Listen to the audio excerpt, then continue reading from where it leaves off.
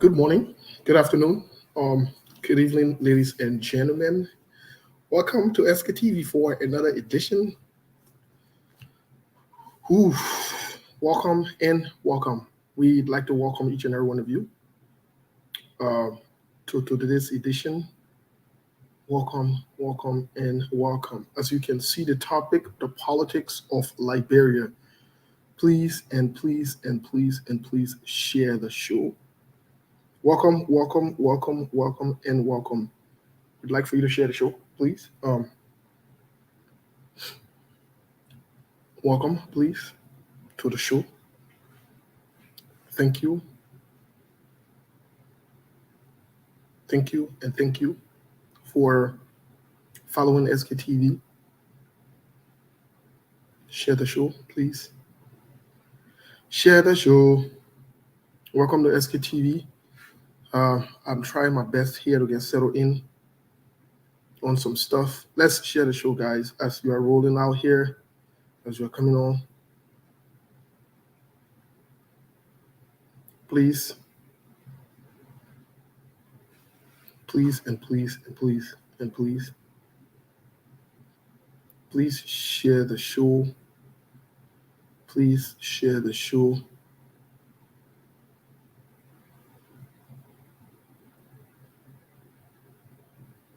Please share the show. I'm sorry. I'm getting some feedback here.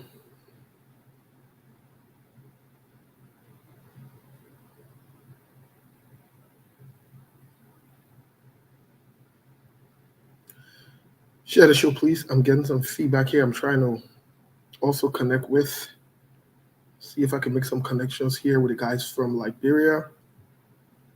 As you are coming on, share the show. Today we have a lot to cover. Share the show, please. I'm excited to be here this morning. For some of you, it's afternoon. For some of you, it's evening. I have an announcement for you.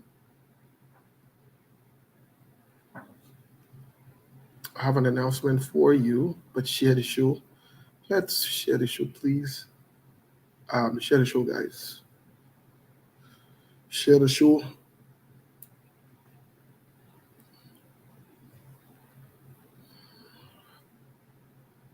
Happy Sunday, Bruno Briswell. Happy Sunday. Happy Sunday to you, my friend. Let's share the show, guys. We are working our way up here. Give me a second, guys, while we are doing this. Give me a second here. Share the show, please.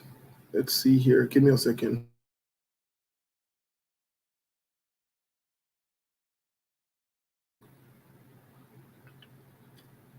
Let's share the show, guys. We are settling here on one or two things. Let's share the show, please. Let me get this correct. Get this information right.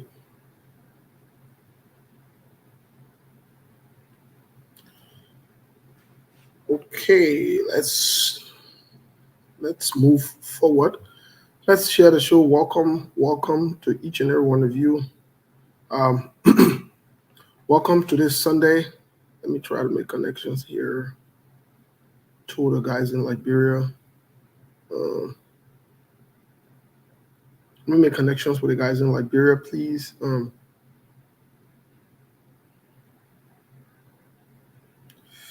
Let's see.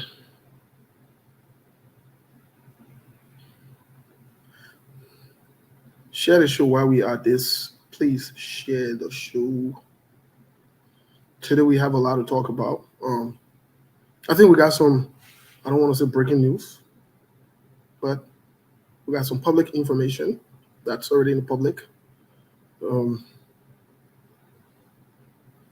Jose Yumabwaka comes to the U.S. as part of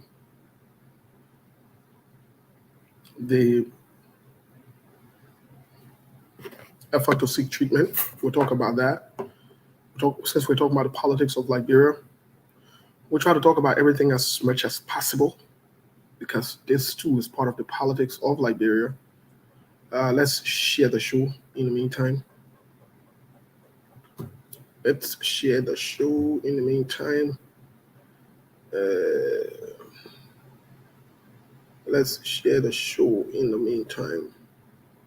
Give me a second here as I'm working on some things, getting some things prepared. Sekou will be joining us in a moment here. I'm getting some signals from him, getting some signals from the guys in Liberia as well. The politics of Liberia. A lot of things to talk about. But let's share the show in the meantime.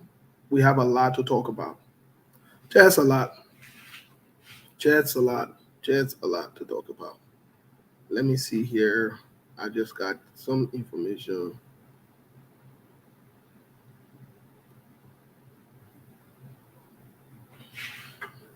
Okay, they're working on some things there in as much that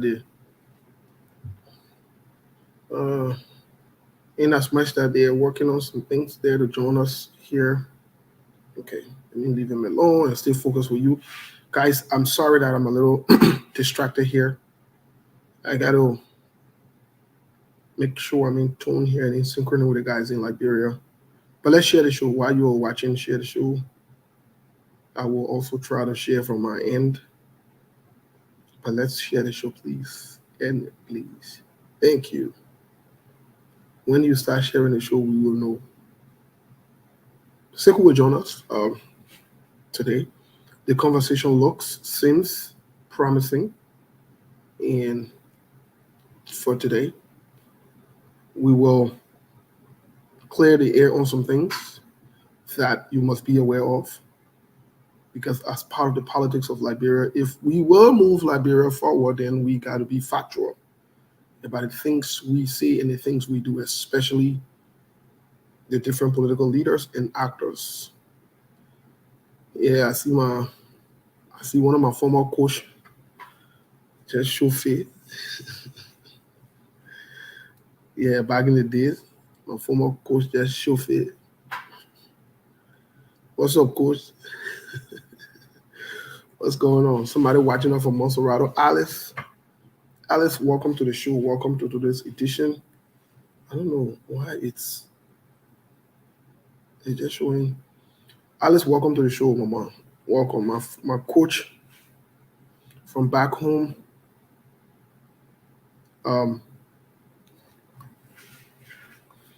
Coach Prince. We use a wagon thing. We use a play. Some things we can be joking. We say we use a play. We use another thing. I pick you. Yeah. But anyways, let's share the show, guys. We are just coming on. Let's share the show. Give me a second as I run through this here. Let's share the show.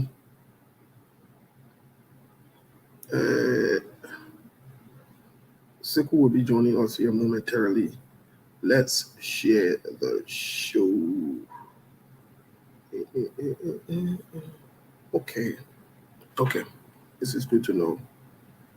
This is very, very, very, very good to know. Let's share the show, guys. Keep sharing the show. Let me get to my Sano Yoko and Leo, man.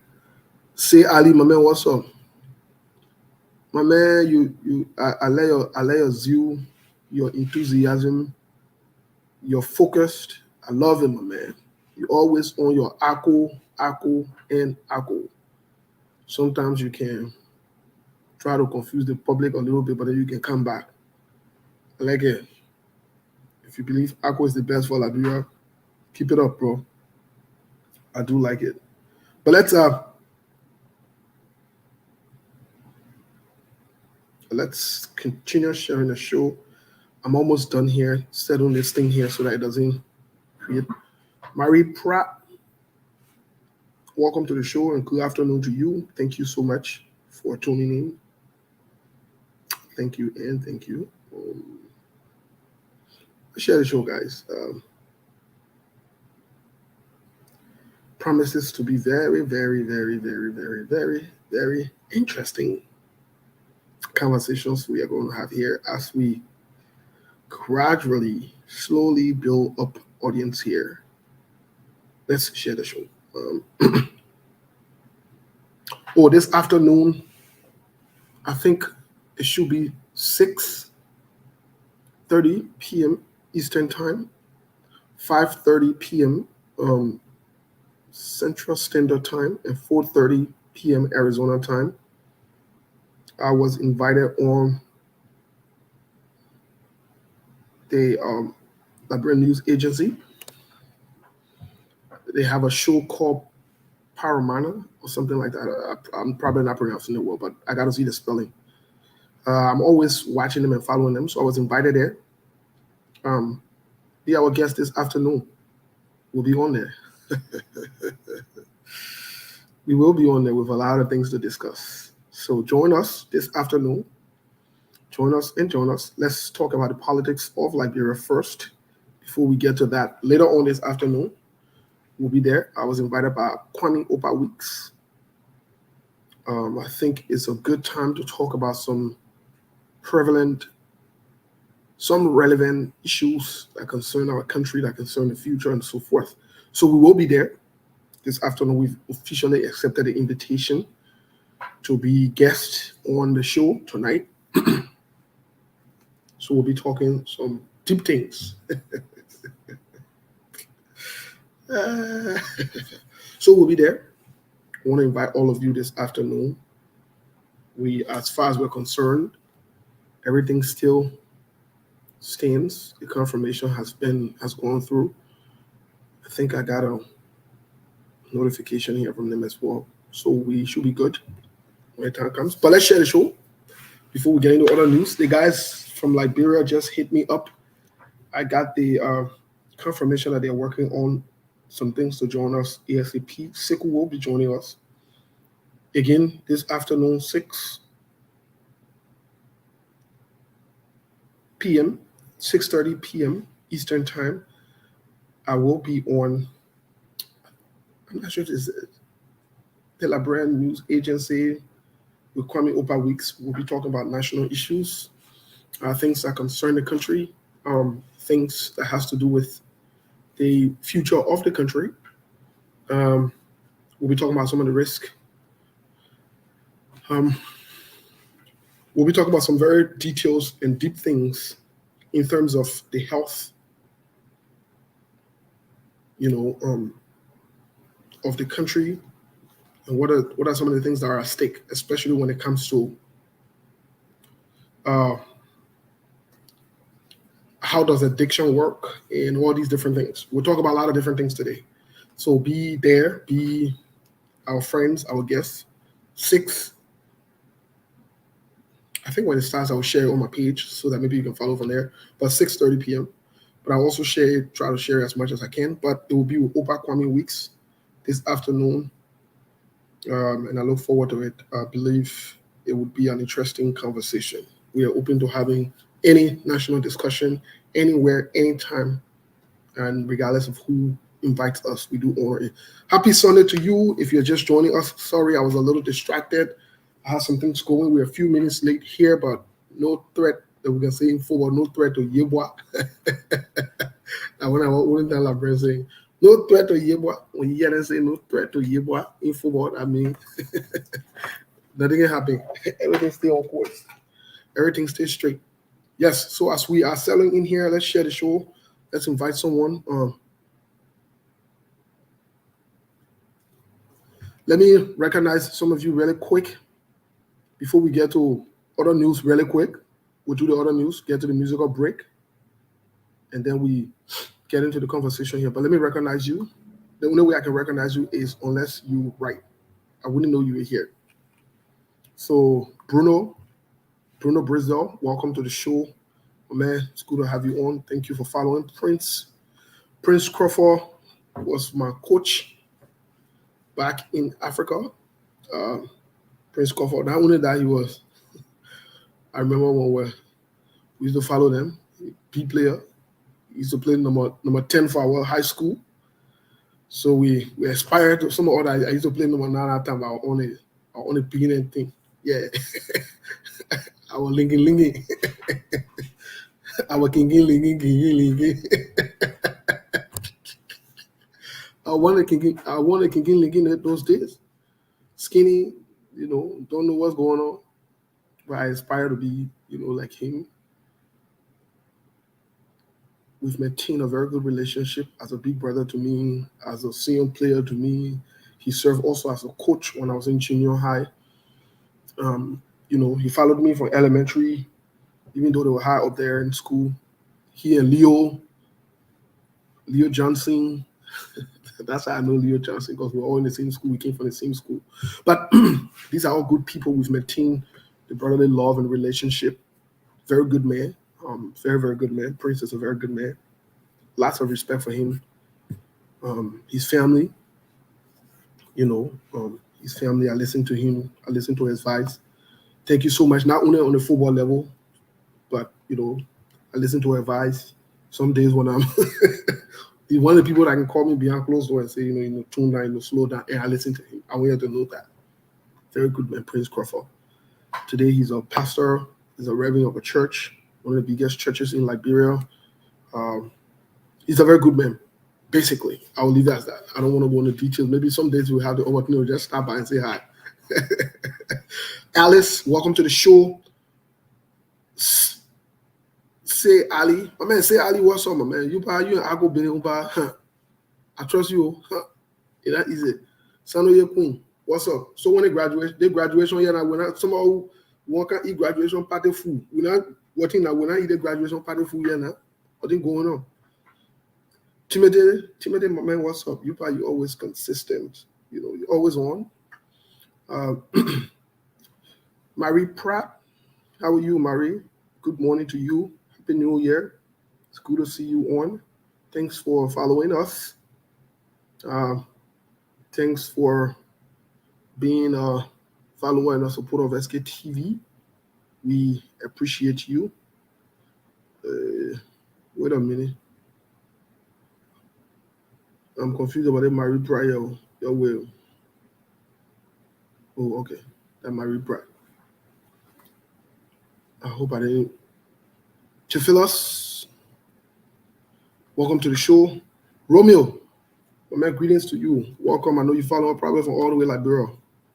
Romeo follow us from all the way Liberia. Those of you who are following us from Liberia, hats off to you. Thank you for your using your data to join us.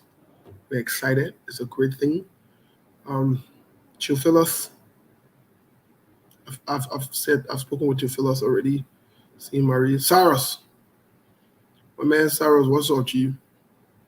What did you get for honor? The New Year, we're not eat small things said now. Hey, my cash app, my Zelle, my same wave. I mean all the things working, brother. Let something happen for all two now. Cyrus, let something happen for us. And let we show receipt too that we get something for like brother dropping for us too now. And make it happen, my man. E. Mulba, welcome to the show. Abraham, welcome to the show. Thank you. Yeah, my man, Barcelona. My man, I haven't been keeping track of us, but I would,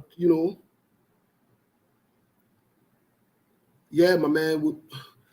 I'm recording this so that I can see it later on. I'll see the game later on because I'm on the show. But you can keep me, up to date, my man. Barcelona. This year we got to win, even though we couldn't make the Champions League group stage, the next stage, but let's win everything we can. Metro, what's up? Metro Kwanga, what's up? My sister Jagonti. The fun I got to pay the year, not so much fun. The fun I got to pay the year, not so much fun. Sickle, welcome to the show. Journalist D. Cyrus, welcome to the show. What's up, my man? Miata Sterling, welcome to the show. Mom, what's up? Mo, what's up, G?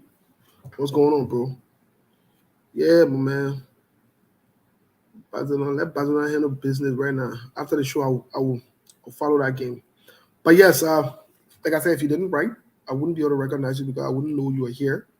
Sorry if I overlooked, if I didn't call your name, I didn't mention your name, whatever it is. Okay, Marie Pride, you say you watch me every Tuesday. Yeah. Oh, okay, that's good. That's good to know. Thank you. Thanks for the support. Thanks for continuously following. Yata Brunette from Florida. Yata, welcome to the show. Today, Umpa will take the next few minutes to make sure we recognize everybody. So, right, because when I leave now, I get into other news, we share the show, get to the musical break, and the rest now that you bringing it down.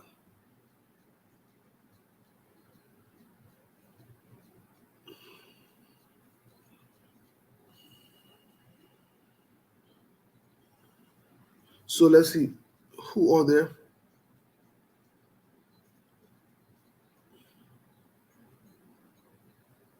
Yeah, every cup they get this season, we got to sweep it. Seku, I know Seku not want to hear that one, but Seku will be fine. We got to sweep every cup this year. We have to. Every cup. Every cup we got to sweep it this year. I see Arsenal fan and all around the place, yeah, happy in England.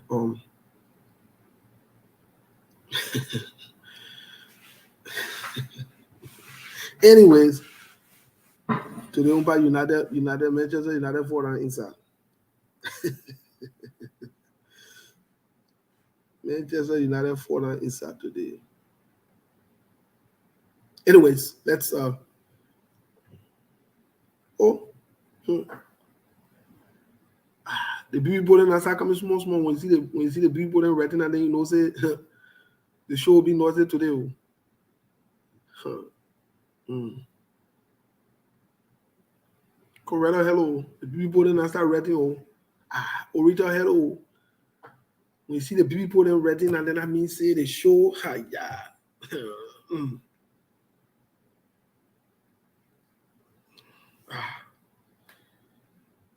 People then start reading on the show now then you might know say it ain't easy. Oh. It's serious. It's serious part coming out. Anyways,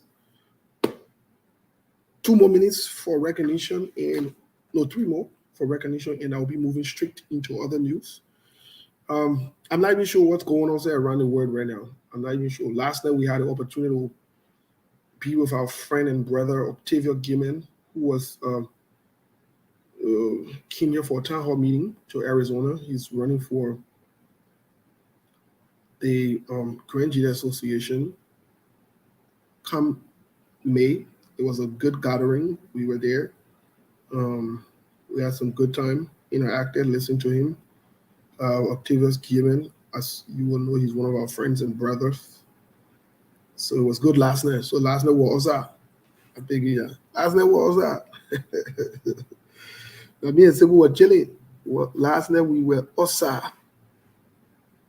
Tanya, good afternoon to you, Tanya. How are you? Last night we also were chilling. From there we left. From there we went to the.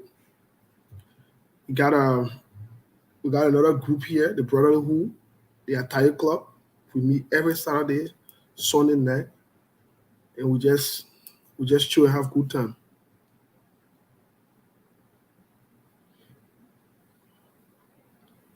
You know, we just chill and have some good time. So that's what we're doing last night. Just enjoy ourselves. Fumba, thank you. Fumba's watching us from Cinco. Is that Roslyn Cooper? Roslyn Cooper. Welcome to the show. Regina Wilson, welcome to the show. Fumba M. Cisse. My man, you say you're watching us from Cinco. How the time, my man? What's going on? How the country?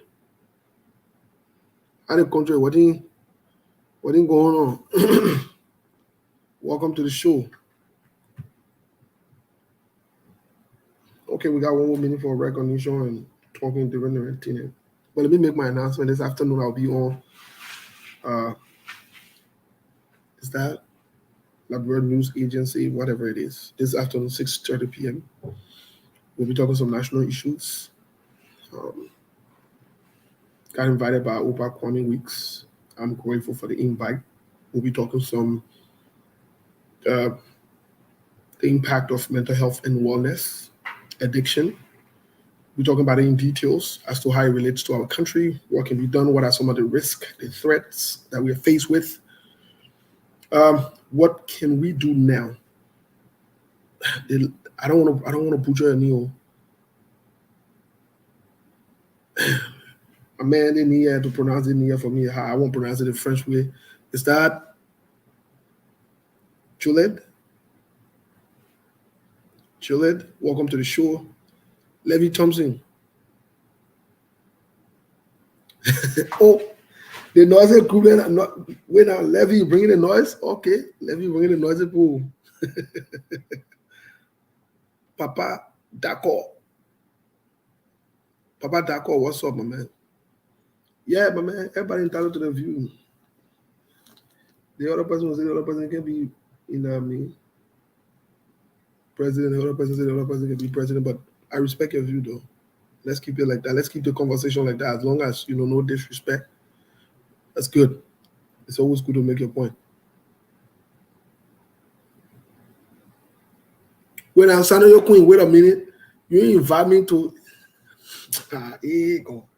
to be woman too, you can get advantage. You. So you invite us to you invite me and say, we eat your graduation food. Hey, Lord, we fall that inside. Agnes, welcome to the show. Stand up your queen. That other one you on, eh? That other one you on, eh? God there. God there. God watching us. Anyways, thank you for tuning in, guys. Let's get to other news. Let's get to the actions and things going on for today. Let's get to it. Let's get to the conversation. This one we are yet to confirm and authenticate it in other news.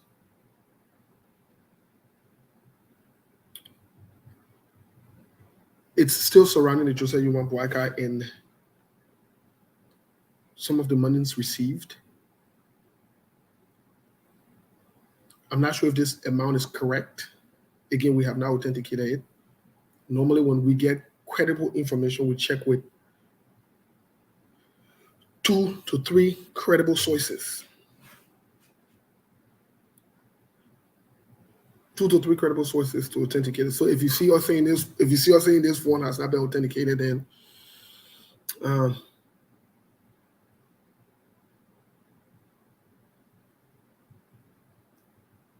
that means, yeah, correct or you correct. You're 100% correct.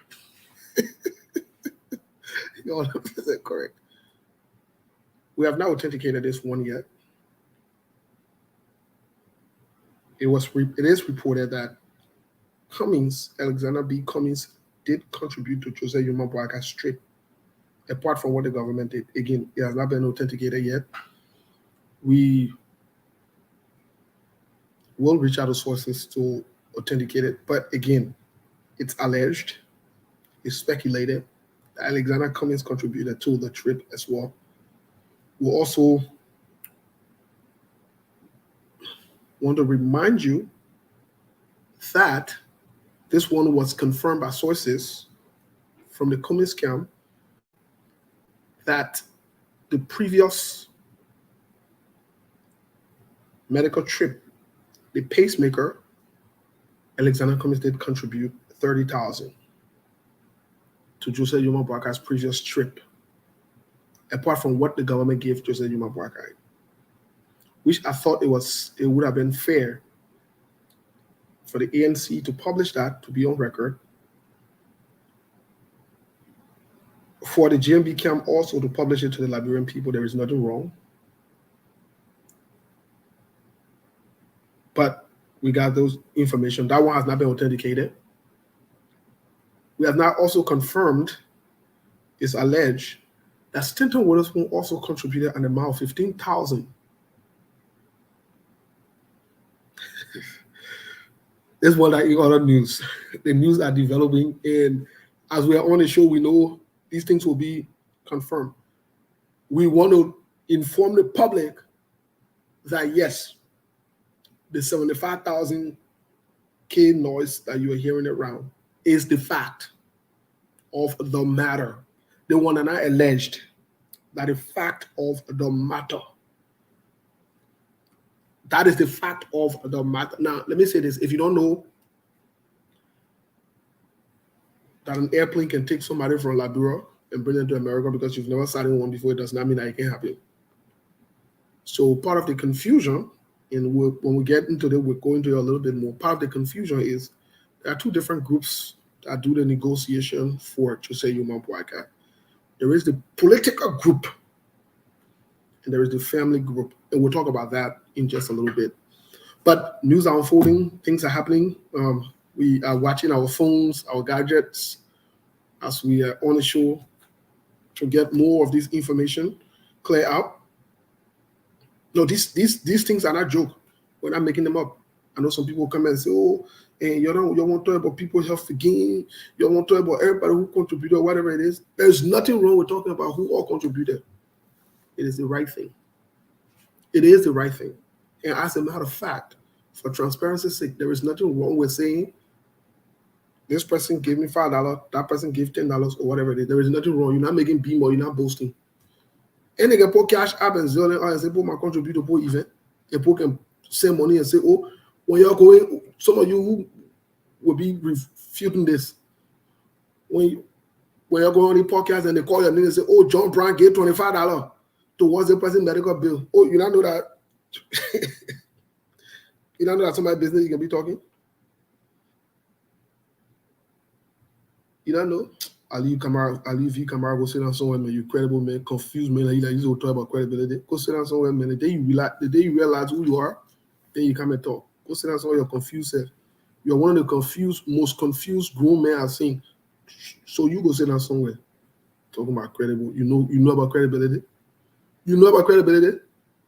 You went Labrador to go look for a job, then get you job. You can't switch to Jose Human Boga because you think you get a job. You think it's stupid, and you're passing around. You're confused, and one confused. The Labrador put that you can tell somebody about the credible. You credible. You know what credibility is? Inconsistent, confused. And when I get to the musical break, I used to be talking probably about credibility. You're supposed to be talking about credibility. Are you? All of you are supporting Jowia because you thought you were going to run and ride Jowia so that he can get your job. Because Jowia position all of you now, he ain't get your job because he knew what you're up to. And you want money to have a job. Don't let me bring you all the news. You better slow down. Don't let me bring you all the news. You went. This is credible information. You went abroad for a job. They snub you. They get no job. You can't sit down by it. Go work. Don't move from behind Joseph Parker. All you're trying to kill the old man. Don't move from behind the old man. Talking about credibility. You credible. Bunch of job seeker talking about credibility. Like these old days called credibility in public. Yeah, man. All of your sporting Labrador politics talking about your love Labrador. You credible. Are you V somebody? You credible, man? You credible, man? Punch your hustler. Can't talk about credibility. But go sit down somewhere. Anyways, I get to the issue here. Like I said earlier, the show be hot. Today, that fire for fire. You United Party or Joseph Human Boga on a call supporter for job. You can't talk free now. We'll put you on the spotlight. Yeah. I will put you on the spotlight. And I will bring your record in public so you can know, say, nobody on for foolishness here. You're a bunch of job seekers and passing around looking for work. You're leaving work in America here where you can work honestly. Pushing somebody on a pa and grandpa to the early grave. And you can sit and talk about credibility. You know what they call credibility? You know credibility? You know credibility? You really, really know credibility. And you are supporting Jowia. You went Labrador because Jowia not give you job. I say Jowia never gave you job. And Jowia will not give you job. Hey, it's good I didn't give you job because some of you are inconsistent. You can't be trusted. And give you job. You swear. You Joseph Baga supporter. And now you know Joseph Baga can redeem Labrador. All of you are hustlers. All of you are hustlers. Soon the government will get your job, you'll get vet. Then you'll become advocates now.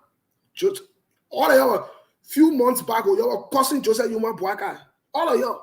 Like y'all were cussing Joseph Boakai. I will bring your story in also. I will bring your profile in also. I will play some of your tape there, some of your screenshot there. I will just bring it this time. Because we try to elevate the conversation about some of you because you are tiny in the brain. You are small in the brain. We'll bring your clip there, we'll put it up so that people can see it and see how confused you guys are. Confused man can't talk about credibility. You credible? You credible? You know what about credibility? You credible? You think we can wake up from being in the morning and can't create lies? You credible? Hustle like you can't talk about you credible. Hey, platform no credibility. Platform no credibility. There's no credibility. What you doing here? Go to the blog credibility here now. Why you here? Why you here? My sweet and I should say, I mean, respect my, put myself here. Samrika, what's up, mama? So now I see Samrika here, I slow down. Can't talk about credibility. You know credibility. You know credibility. Be consistent for it. You can't talk about credibility. He was supporting Joe for job. When Labura Joe get you Huawei, he can't talk about credibility. I challenge any one of y'all. You can't referee that credibility. You credible, consistent, inconsistent man that you. Yeah, man. Grown hustler with draft face. Talking about the supporting Joseph Boakai presidency to make Labura better. The hell. Anyway, let's get to the musical break. We'll be right back. Let's share the show. Don't you dare change the dial. Funky on the beat. Funky on the beat.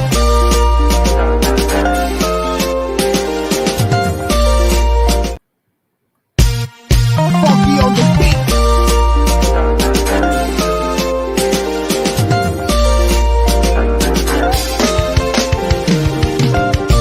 I'll sing Hosanna. I'll sing Hosanna. I will sing the song Hosanna. I will sing the song Hosanna. Cause the song Hosanna, Hosanna is the trumpet song. The song Hosanna.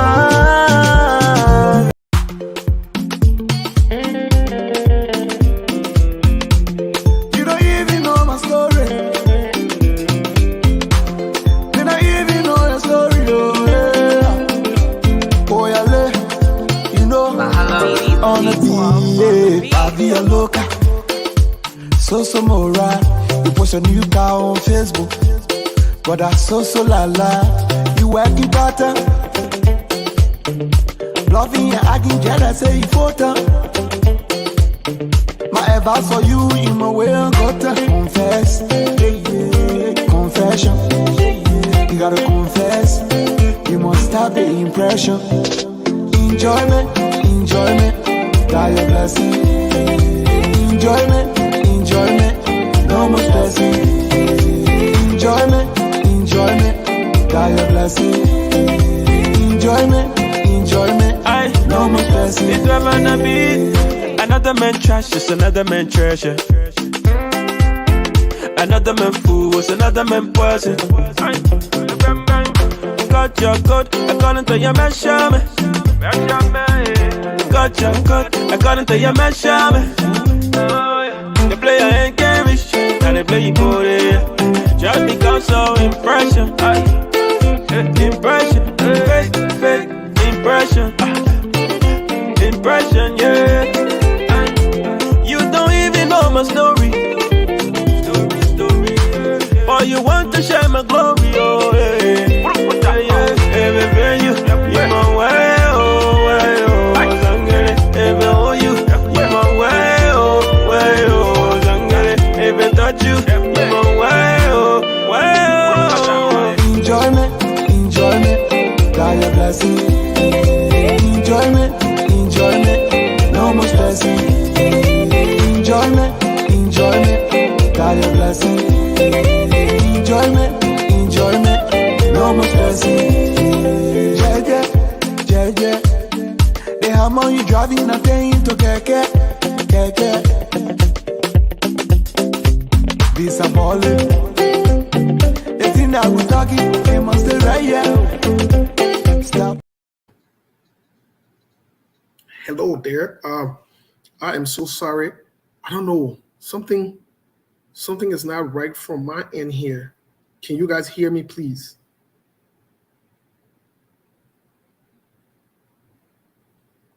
Can you guys hear me? Because I'm having a problem with this. Is very weird. I'm having a problem with transitioning. Every time I bring the music on, let me try it again to make sure, please, because I want to make sure we're good to go. This will be more technical. Yeah, some people are saying yes, but let me try this again, please. I'd like you to please let me know. Funky on the beat.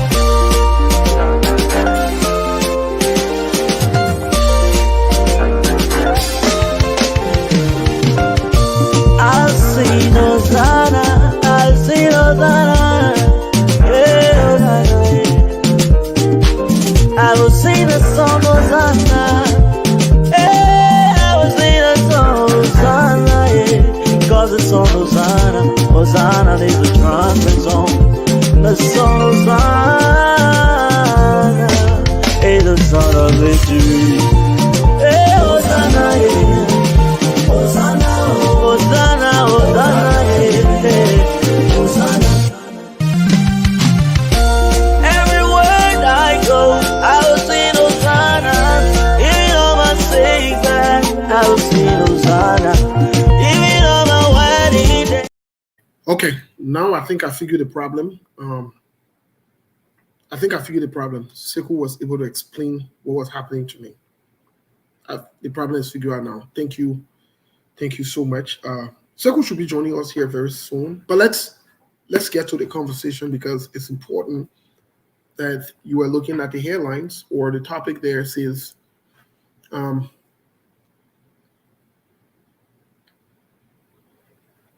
Liberian politics or the politics of Liberia, whatever the title is for today. I think it's important for us to talk about it because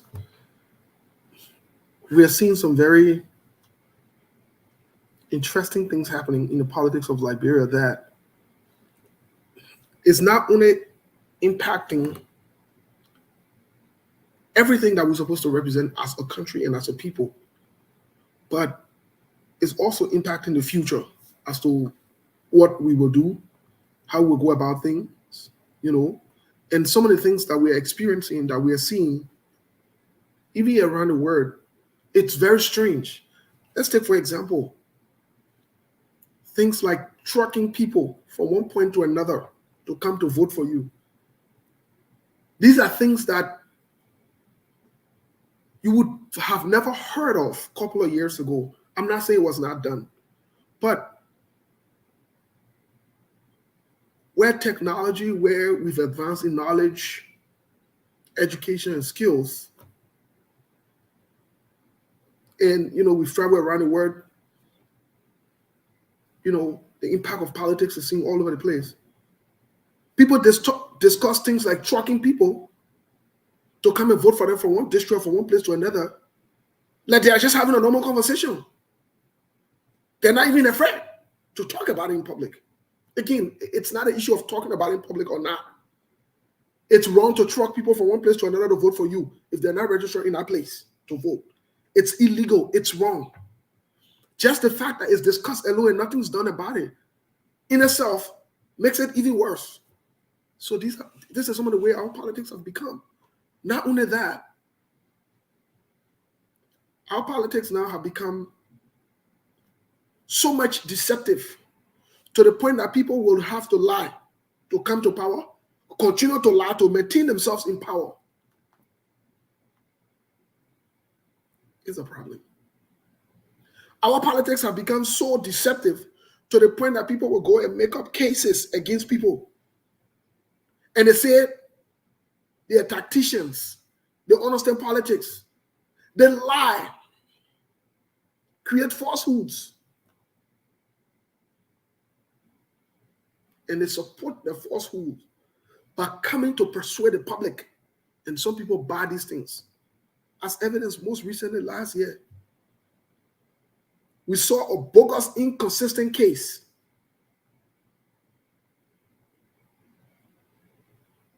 with the CPP firmware document. Up until now, there are some grown men and women that still believe that the document was altered. Up until today. Up until today. Only in the name of politics. Our politics have become so bad to the point that people denounce themselves from religions. They lied. As evidence, Mo Ali, most recently. Jay alone, Mo Ali. Recently. But not only that, our politics have become so bad to the point that the issue of justice and accountability is held hostage. Most recently, President George Weah, when Nathaniel McGilden was sanctioned, we thought this would have been a perfect opportunity for the president to say, hey, this is out of my league.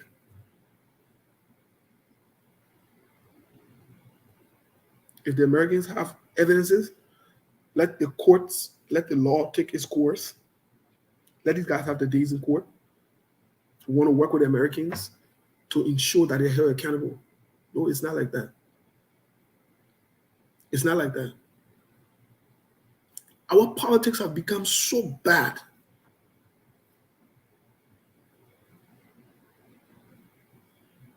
to the point where insecurity apparatus are supposed to be used for the benefit of the people.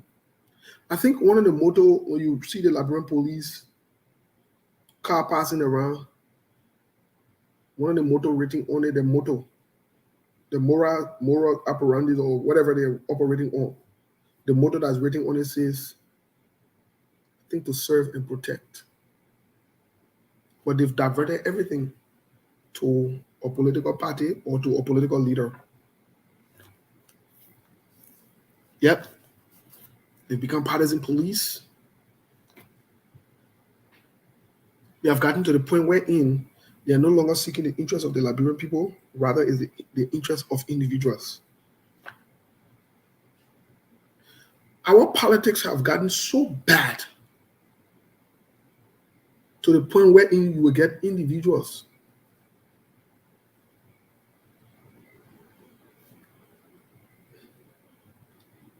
talk show hosts / radio personnel infuse themselves into our politics, infuse themselves into political parties to be seen as kingmakers and influencers. But you are on a radio and you're political commentator or you're a news reporter person, as evidence, Stanton Witherspoon and the Spoon Talk.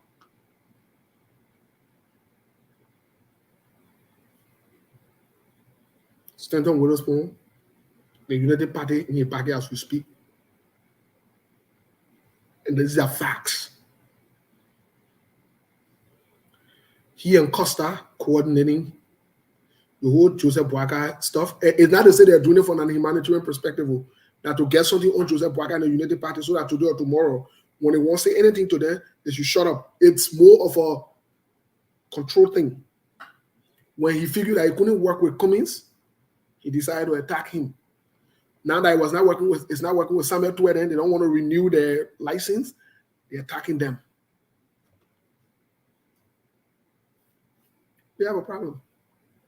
We want to fix the country. Our politics is so different now that somebody is not part of your political party. They are not a spokesperson of your political party. What are the people then that can be speaking for your party, on behalf of your party, and so forth? And everybody in the party is mute, as evidenced by that, the Unity Party. Costa is the spokesman. Tilia, you is the spokeswoman. What's going on? Where we headed? When we say this thing, y'all say we hate people, we hate the one, we hate that one. No organization, no structure. Something comes up.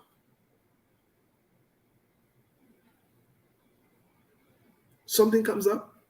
Instead of the Unity Party speaking to it officially, the tag team speaks to it. We fought that inside.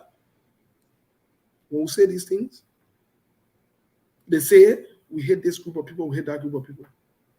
But these are some of the challenges we're faced with. I think Sekou is having problem connecting. His internet is buffering here. Let me see if I can. No, I'm good. I think it's You haven't come back. think the Sekou, problem for is- some reason, you are not connecting. Hold on. I'm Let me see if I can remove Sekou. Let me see. No, it's not connecting. He'll probably fix it later. So, my people, these are the problems we're faced with. I'm good. But The problem But- is we want a serious money country. The things that are supposed to make the country to move forward. How can Sekou appearing on? I can I'm see good. him on the screen. The screen still looks black. Sekou, are you there? Yeah, I'm here. No, we're not hearing you. No. But you don't You want to probably get have to go back, go out and come back in. everybody can see me, they can hear me. Who know you? Yeah, Can you you might guys- have to go back and come back in. Hold on. Let it people say something. Yeah, Can you guys hear me? Sekou, we can't hear you. Everybody can hear me, everybody can see me. Who know you? Let me see. We can't hear Sekou. Sekou, we can't hear you. You might have to actually log back off can and hear come me. back in. I think that You- will help. Who know you? They can hear. Yeah, I You can can see. hear me. I can You see can him hear on me. the screen. I cannot see him on the screen. Oh, Steve, come on now.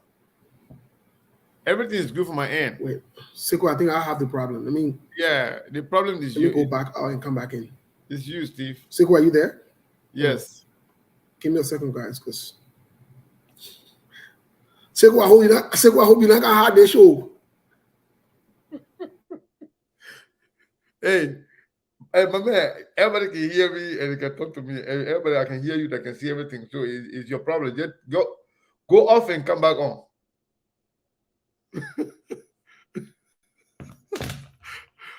The problem is Steve. Oh my gosh. So Steve said he hoped that I did not hack him. So folks, once again, I want to say thank you to all of you for being here. Steve took me off twice that he can hear me, but the people can hear me and the people can see me. But for some reason, he was not hearing me and he was not even seeing me. Well, I want to encourage all of you to share the show. I was in the back trying to take care of some technical issues, and I overheard Steve talking about one of the brothers on here, Aliyu, who questioned the credibility of SKTV based on the information given by Steve in regards to JNB receiving money from the government and allegedly from Commies and Staton Witherspoon. So I was listening to that. Can you hear me and see me now? But you can't hack the show. What's going on? So you hack on that? So yeah, so I was watching and I was listening to you talking about Aliyu Kamara, a brother. So I think Aliyu tried to question the credibility of the information that you gave. And what I want to say is that I believe you wasted too much of your time and the people's time on Aliyu. Aliyu is a brother. Aliyu is entitled to his opinion. And besides, Aliyu used to be one of those first people on this platform that always used to be on this platform. But when one time I brought Costa on here, and Aliyu tried to call in, the call didn't go through that day. Aliyu get angry and left the platform saying that I'm protecting criminal blackmailer Costa. He said, because of you are protecting criminal blackmailer Costa, so you don't take my call for me to contribute. So now today, Ali found himself in the same camp with a quote-unquote criminal blackmailer Costa. So Ali now is a big supporter and protector of Costa and JNB because they found themselves in the same place. So I think he's very, very inconsistent depending on where he found himself on that day. But the other part of it, I don't want you to mention that. The other personal thing there, don't worry about that. They may go to Liberia, they may not go to Liberia. Everybody can do that. All of them can do that. All the people that involved in politics, they always do that. But they can't get their way one side, they will go to the other side. So don't waste too much time on it. And don't take it too personal. So you will not look like Ali is that important politically. No, Ali is not. But he's a brother. So I don't want you to waste your time on him, especially on his personal things where he went to Liberia, he didn't go to Liberia. That one is not important to us. So, Steve, while you were on, I was on the phone with, briefly on the phone with Honorable Yeke Koluba, Representative Koluba. And the reason why I was talking with him, I listened to a press conference that he had today. And I told him that I wanted to talk about it. I wanted him to come for us to talk about it together because we don't want to quote him or misquote him or say something that he did not say. But unfortunately, he's driving. I called him earlier before I came on the show, but he just called me back while you were on or trying to get on. So there were some revelations. They are very, very, very important. I don't know whether you have watched the video, the press conference. If you haven't, I think it's important for us to enlighten the people, especially the first 8 minutes of the video, where he talked about the guns that came in the country, how it came in the country, how allegedly came in the country, and he's accusing the government of being the one. And he talked about how the American government got involved and how, everything that happened. So it's very, very important. Maybe some people have already listened to it. I haven't, it's about 30 something minutes long, but I haven't listened to the whole thing. I listened to probably about 10 minutes of it, or maybe 13 minutes of it, but the first 8 minutes, because that's after the first 8 minutes when he got agitated, he started to vent out, the usual, language, the French. So maybe we will not play all of that. But yes, it's very, very, very concerning. And when that video came out, when that press conference came out by the Liberia National Police, we had our doubt. And the doubt we had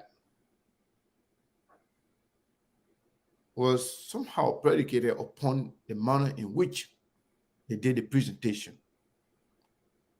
How they were wearing one glove on one hand, no glove on the other hand.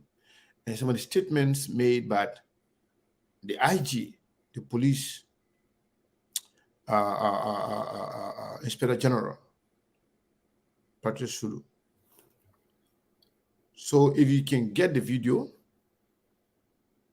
it'll be good. I think it was. I have it.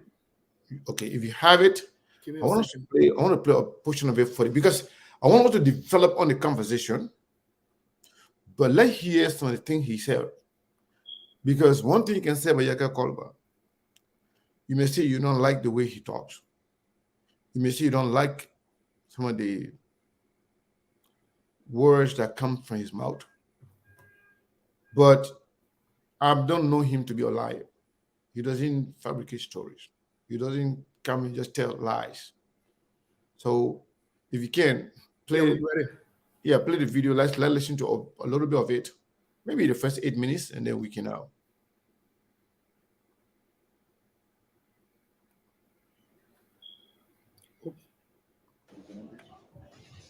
While away, we see a lot of information on economy and other issues that we'll be talking about. I will firstly start with the gun issue, where when I got a credible information, I got a gun was being called in my district. Then the information is the government is aware of the gun. The government bought this gun to cause chaos in this country. The evidence is when this container was coming to this country, when it got on the container, on the ship, they put it down in the US and check it. And I got that information that the gun was on the container and the gun was coming to the country from a source with the information that the president is aware. And it is proven. And I believe 100% that the president is aware, because when the American government decided to release the container to come, they did not tell the Liberian government, because at first they did not tell the Liberian government because they were going to tell them they were going to dispose of the whole thing. The guns are not going to be arrested. So what the American government did was they informed the embassy here. When the container got there, 3 days before the container left the port, the joint security were called to a meeting, and they told the director of police, the joint security, that there was drugs in container. They didn't tell the gun. There were drugs in container. They needed joint security to go and have it searched.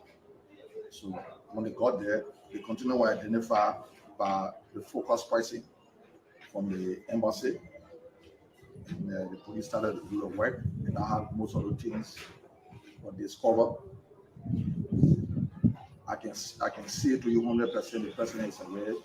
He brought a gun into my district. He brought the situation into my district because he myself, the government myself, always got a kind of robbery, so they can have them back. When the election time comes, so they can bring it out, because they don't want election to be held, they want to rig the election. But we are aware. I go to the American embassy and sending our thanks and appreciation to them for what they did.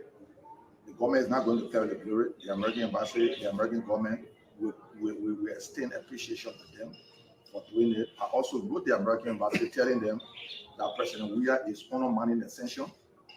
He's collaborating with people that have been placed on sanction by the American government. Evidence is, you see here in Monday on a flyer or a banner. You know, I think in my mind it's not right. I also wrote the American ambassador. So I need those documents. I will share a copy with people. I also wrote the American government through the embassy, telling them that we appreciate them. We want to tell them thank you. We also want to talk about the bomb county issue. What the company means. Western Cluster. We are going to push it. When our colleague wrote a communication for the people to be invited, I think in my mind that is now a communication to go to committee room. Anytime communication go to committee room, it can be dead. And I'm very surprised to know that we'll have lawmakers from Bombing, lawmakers from Grand Cayman, and lawmakers from Bapolu that will sit, a lawmaker from Nima County Road of Communication, and will not buttressed by them. It's embarrassing. I want to condemn it, because our people are saying lawmakers are involved with siding with Western Cluster to eat money that will be waived. And we want to believe it, because, you know, people like Edwin Snowden, you remember during Edwin Snowden said he brought an investor, they making to sit down in the Palawa Hall. You know, those are the making of Edwin Snow. and we will be. I mean, I'll be going to session on Tuesday since I came. My first appearance will be on Tuesday. We are going to inform the speaker that the issue is very grave. It's about it's about our people in Bombay County. Not because it's not district number 10. I represent the people of Liberia. We'll also bring it up. And I'll be icing the people. I will be icing them on camera. The people, our lawmakers from Bombay, Rapolo, and Kidmont to buttress Koga effort and to also buttress me so we can bring that communication on the floor. Because it can be seen that we are lawmakers and we are eating the Lebrenpo money and the Lebrenpo are suffering. We want to condemn that. I also got a credible information that the situation with the ANC, one of my political party, I'm a member of the collaborating party, member of the opposition committee. The 70,000 issue, the guy have been arrested. We are calling on the government. We are getting credible information that the government want to handle it their own way because they have started getting involved with it. They want to lay one side and don't bring on the real issue. We also got credible information that this guy that were arrested were in collaboration, were in constant contact with government officials that he was communicating with. So we are looking at the police to see how far they go. And we hope they don't kill the case. We are calling on the Justice Minister to please bring this gun issue up. The guy that is deeply involved with this gun issue is a sedition. The president knows him very well. He's a bona fide member of the CDC.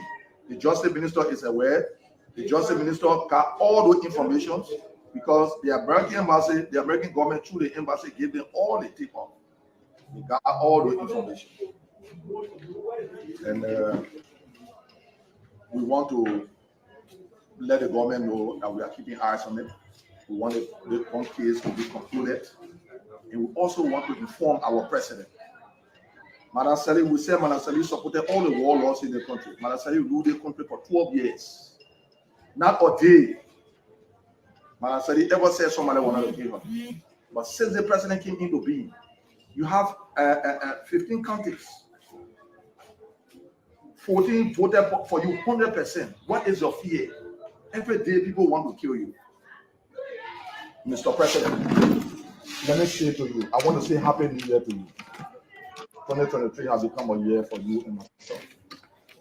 You got your citizens saying, you get brought gun in a district, you want to overthrow, you want to fuel war. Open. If I want to grab you, I'll grab you right at the man and give your fucking dirty ass 25 latches. I don't have to use to bring one into the place. Your security running away from you. Steve, you control your own security. People say, you stop it there. Yeah, we don't want to go through that other part now. Once you get to that point, we don't want to. We don't want to go through that other part of it. All the effing word and other stuff. We don't want that. But we just wanted to get some clear information about what he was saying. So there were some revelations in there. What do you make of this press conference?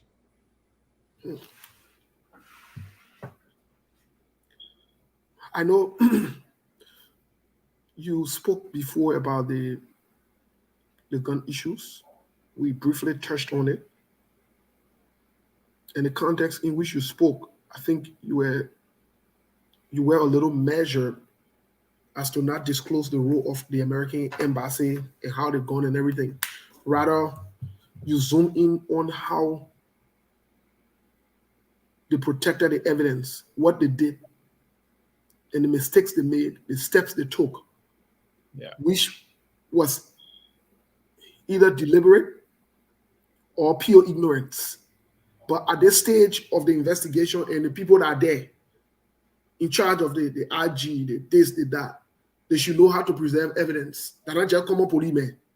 That people then who came through the ranks and file so they should understand it. So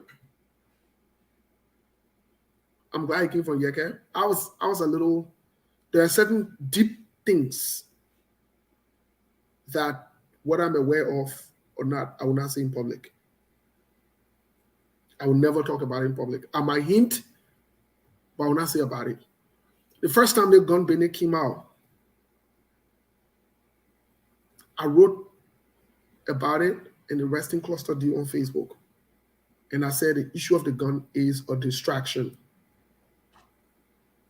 Some seditionists came in my inbox, came on my posts, they attacked me. The ones that came in my inbox and wanted to find out, I told them, I said, this is deeper than you think. And I left it as that.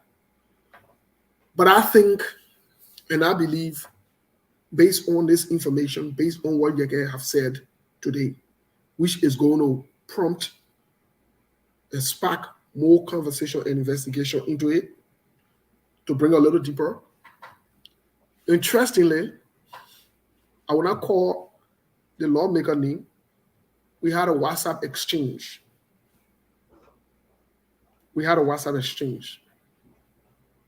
And we talk about the same gun business. I will send you a screenshot of the messages. And as to ensure that the conversation is brought up to the public, because it's important for us to know where the gun came from and everything. And like I wrote on other people's posts, it's in writing. The government is aware of this. Some people wrote, some Liberians wrote, they're trying to pull the, Zameton level they did doing Dota. They were speculating a lot of different things. But this doesn't make any sense. And we've had this conversation behind closed doors. When I talk to some people on the phone, I say, I'm on my way to Seku. I say, why you always gotta go to Seku? Why you Seku can talk about someone eating? I get laughed. There are some information that we can never discuss on the phone. It must be in person. And we'll be drinking a tie, playing checker, eating our roasted meat and chilling and having these discussions. But this gun business is deeper than you think. And it's way up there. It's way up there. I wouldn't be surprised if it surfaces in one of the actions or reports the American would take very soon. I wouldn't be shocked. I will stop there. I'm not going to talk about this. I don't want to go into, I don't want you to push me or to say anything. If you want to talk, me. I don't want to talk. I don't want. Okay, so what about the concern raised by Yeke that he has written the United States Embassy and the U.S. government about those concerns?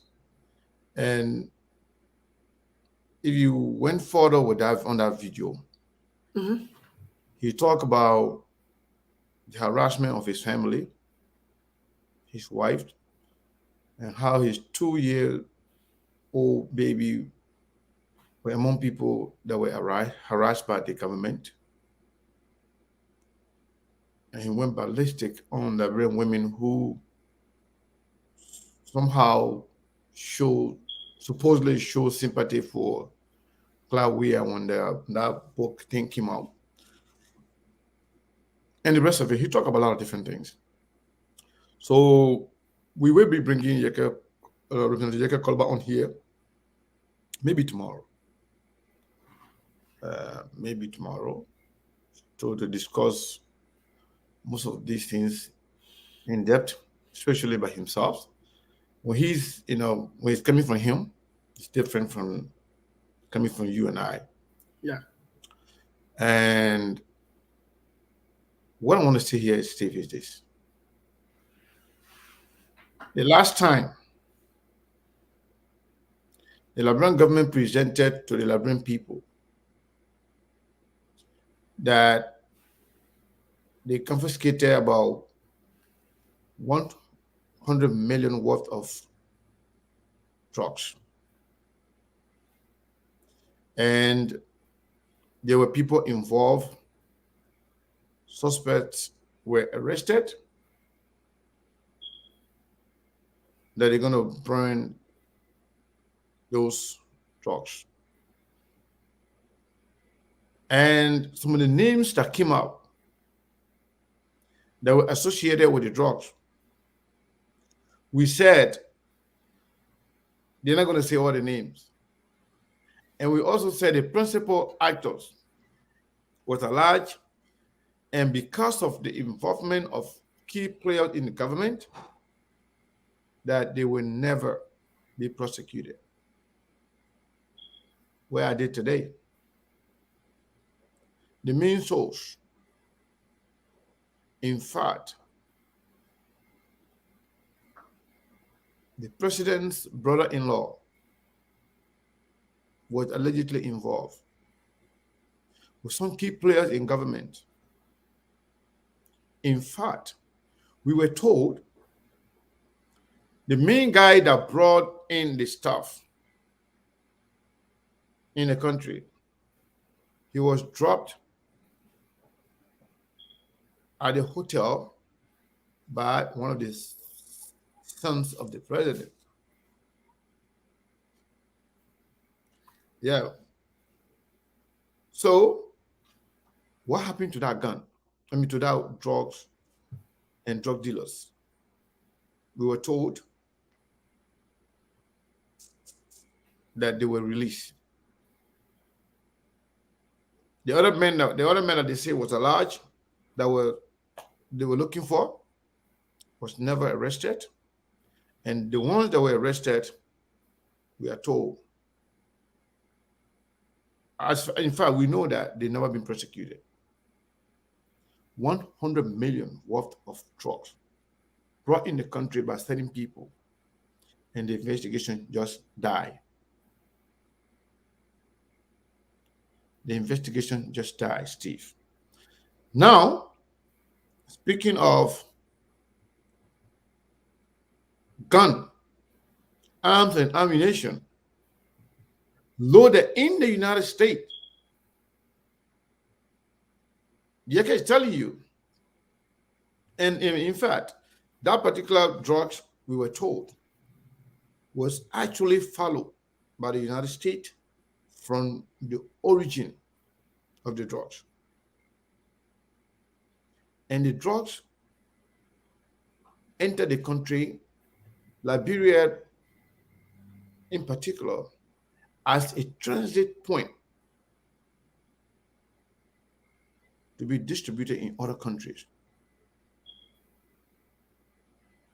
People were allegedly arrested, no prosecution, nothing. We haven't heard anything else that is concerning.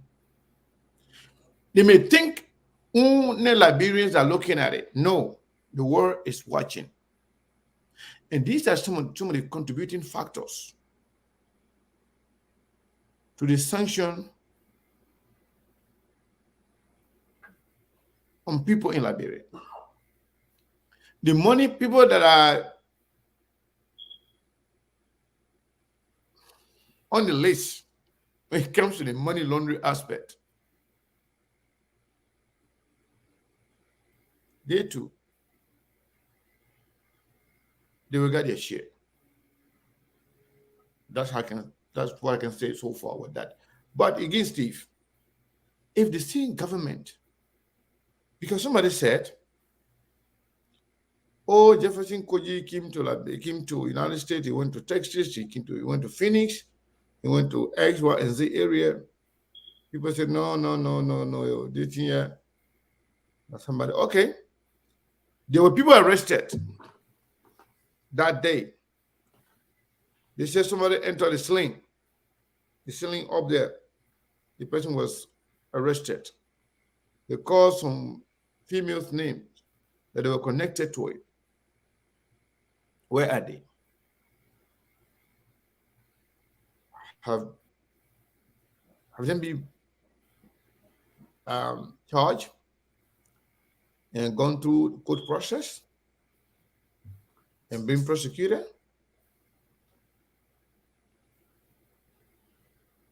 So, in short, these things are bigger. You cannot sweep them under carpet. You may think people are not paying attention, but people are paying attention. And I said it last time, I said, if you can lie on little things, you'll be lying on big things. And both of these things, gun in the country, drugs in the country are big things. And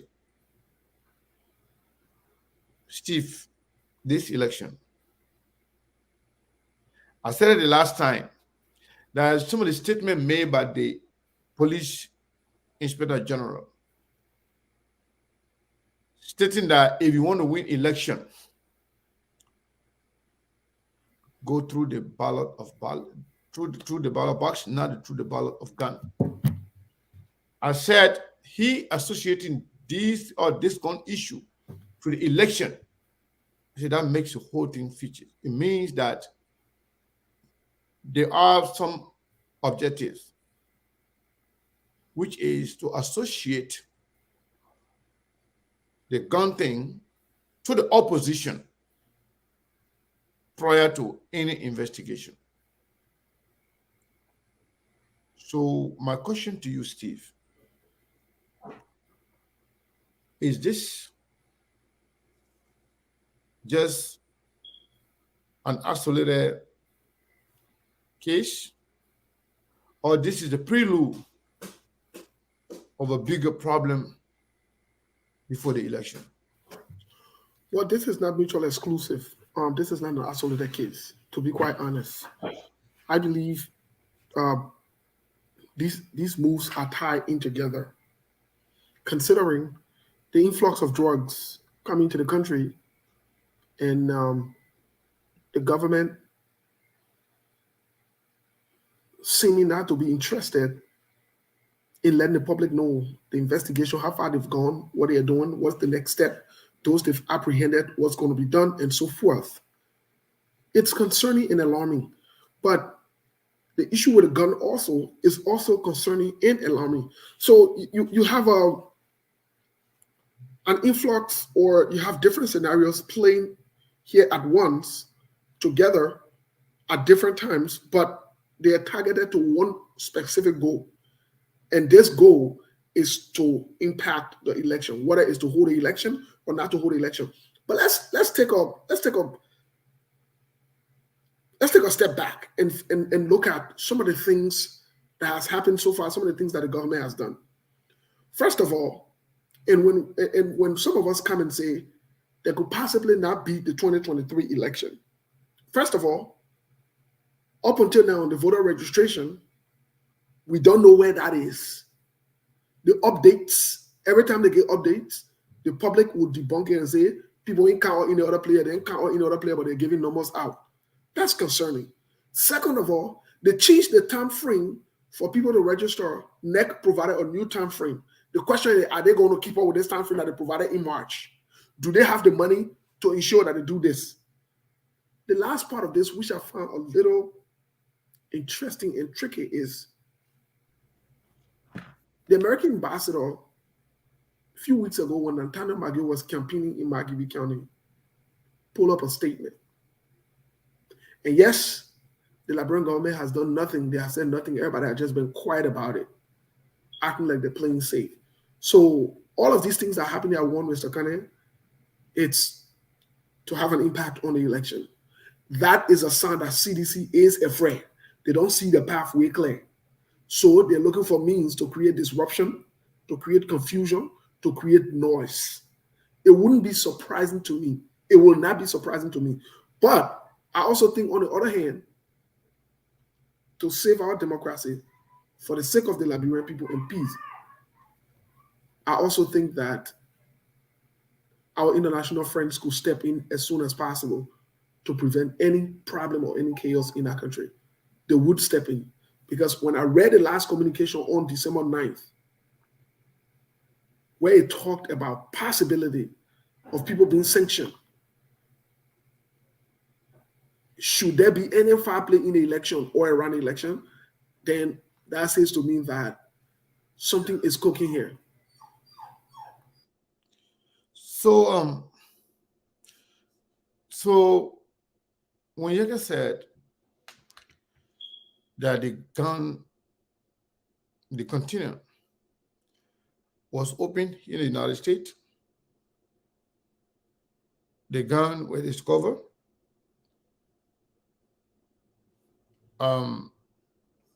that the gun were discovered and the American government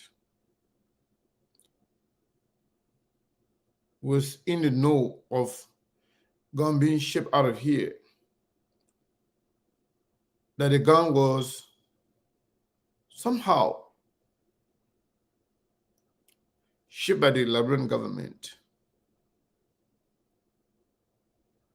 Who in particular of the government that is responsible or that was responsible for the shipment of the gun? That is a very, very important question we need to ask and we need to know. Because the government of Liberia is not just one person. It's headed by the president. Everybody blame will go to the president. But who in particular took charge of these arms and ammunition that were shipped from here? Who in particular was responsible or that stood up to say, yes, we are shipping this as a government. We are legally shipping this to be used by the Liberian government. Who in particular signed for the government? That is something that I personally need to know. And yeah, sorry for the interruption, Mr. Kane. Can you please go back to the question? That's okay. I was asking, is it a fair question to know? Because when you say these things were brought in by the government, there's a way to know as to who in particular signed for the government. Because when these things were discovered, American government were going, if they were going to, if at all, they would want to discover it, as it was mentioned by the representative. It means that the American government, they were going to arrest the container and find out as to what happened. But who came in to say, you know what, it is ours? These things were legally purchased and it's for governmental use. Is it a fair question to know exactly who in particular signed for the government? Most definitely so. It's not one person. It's important to know who signed for the government. It's very important to know that. And these are some of the information that we have been asking the Liberian government through the national police or other security apparatus to let us know. Let the public know some of these basic facts. The paperwork is there, but we can't afford to ignore these things. We can't afford to ignore these things, my people. We can't afford to ignore them. We need to be careful. We need to know what we are doing. And we need to ask the government to provide this information to us, knowing that they would help the public in case of any panic. But not only that, it would show that the government is serious and they're transparent about what they want to do, what they're doing, and how they want to keep the Liberian people safe. It will show a lot. They need to let the Liberian people know. What are they hiding? What are they afraid of? That the facts will come out. So the Liberian government is aware of some of these things. They're not mutually exclusive. Mr. Kane, no amount of gun leaves one country and just sneaks into another country, especially through the ports and so forth, without any kind of link or any kind of connections. That's not how it works. That is not how it works. These things are tracked down. Even the drug guy was arrested. How did the American government know about it? Because these things were tracked. These things are tracked. Now, the American government would not do certain things or would not say certain things because they don't want to seem like they're playing or giving any group of people upper hand over the other. However, they would expect the government in charge, those in authority, to be transparent enough to say the truth. Now, if they're not transparent enough to say the truth or to provide the evidence to the public and to the world at large, then that means they are hiding something, they are protecting something, or they have something to hide. And that's where we have a problem in our country. That is where we have a problem in our country. And these problems, these things need to be addressed. The government need to get serious. The government need to come to the place where they will tell us the truth. They need to come to the place where they will unveil some of these facts to the public. The government needs to do that. It's time that we start playing games. And this is why I said part of our politics, the topic we're discussing today, this is how they've done politics. They lie about every little thing. Even things that would make them to appear to, if I have nothing to do with this, why should I be playing games? Why can't I just be transparent? Why can't I just say, okay, y'all do the investigation, y'all do what you're supposed to do? The C applies to those who were sanctioned. Why can't the government just come out and say, listen, we have nothing to do with it. We want the Liberian people to trust us. We got no connection with that. Let the justice ministry or let the justice system or, let the judicial branch of government take over and handle that matter. We give our okay, whatever document we need to sign, let us sign it. You do what you need to do. If you need any resource to empower you need finances, we're here to do it so that the Liberian people can trust us. That's all we are asking the government to do. That's all we're asking the government to do. This is what some of us have been asking President George. We have to listen. Let me say this. We probably wouldn't have been in this place talking about Alexander Cummings, Joseph Yuma Boakai, Tiawan Gongo, any other political actor, or the CDC wouldn't have been in this kind of jittering position they're in had they just listened to some of us. We who they claim that we don't love them. The same thing we are saying today. You can't repeat the same mistakes other people repeated, the things that they did. We are in the 21st century. You really think the same thing do them pull up, doing flank examiner or whatever it is time. You think you will pull that same thing up in this time and we'll say that we'll not talk about it? Are you serious? You want to think that we'll sit and we'll not investigate some of these things? We'll not do the necessary research? You really serious? So, at the end of the day, they've made the politics so deceptive to the point that they want everybody to appear as liars. They want everybody to appear as they're not saying the truth. But the truth of the matter is, some of us, we are interested in the truth. We want the truth to come out, regardless of who's involved. We just want the facts and the truth to come out. This is how we will make a difference as a nation. And the same thing we are saying, when we question certain things about Joseph Yuma Boakai, about how they are communicating things that they are doing, the hush-hush, the way they are doing things, lying about small things. We don't hate them, but we want the truth though. We want the truth. They arrested Samuel Davis. Okay, what's up with it? We want for them to go through the investigation. The 70K business you pass around on Facebook. Oh, the 70K, the 70K, the 70K. Fine. They arrested the person who's involved with the 70K. Let me know exactly what's going on. Let me know exactly what happened. Let Samuel Davis be able to tell the public or whatever it is, or tell the world who all was involved. That's all we are asking. Transparency. So the thing you see CDC doing today, these are some of the same things we are questioning the Unity Party and the move of Joseph Yuma Boakai and other things, because we want to prevent some of these things. We're getting, we're not be on Facebook all day, talking the same thing, singing the same song, talking the same thing, singing the same song. It gets tiring. So let us start facing the problem now. All this, so the government got us where they are today, because it seems like they want to protect someone or protect some kind of interest. They can make these informations available. Very simple and clear. Why are they? It gotta be top secret. The hoops and loops. Come on, man. So they're just making it complicated. And by doing this, what they are doing by extension that they don't know, they're creating doubts. They're creating clouds over their head. They're drawing even more attention to themselves, and making themselves to look suspicious, not trustworthy.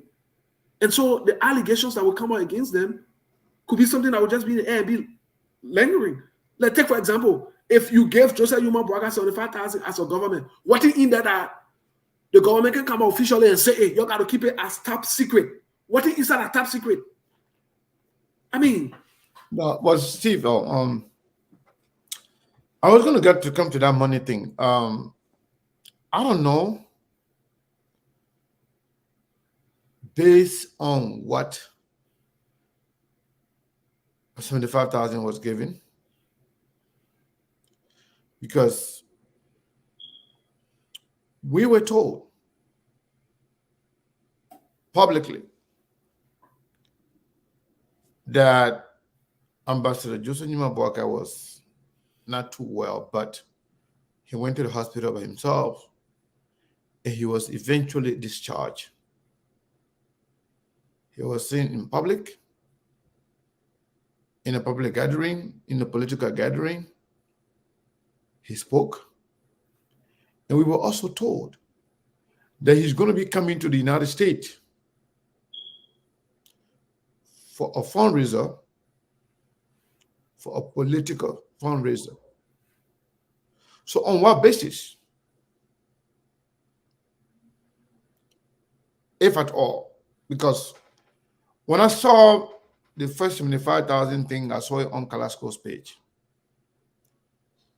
And I heard people talking about it. I didn't even know what the whole 75,000 was all about.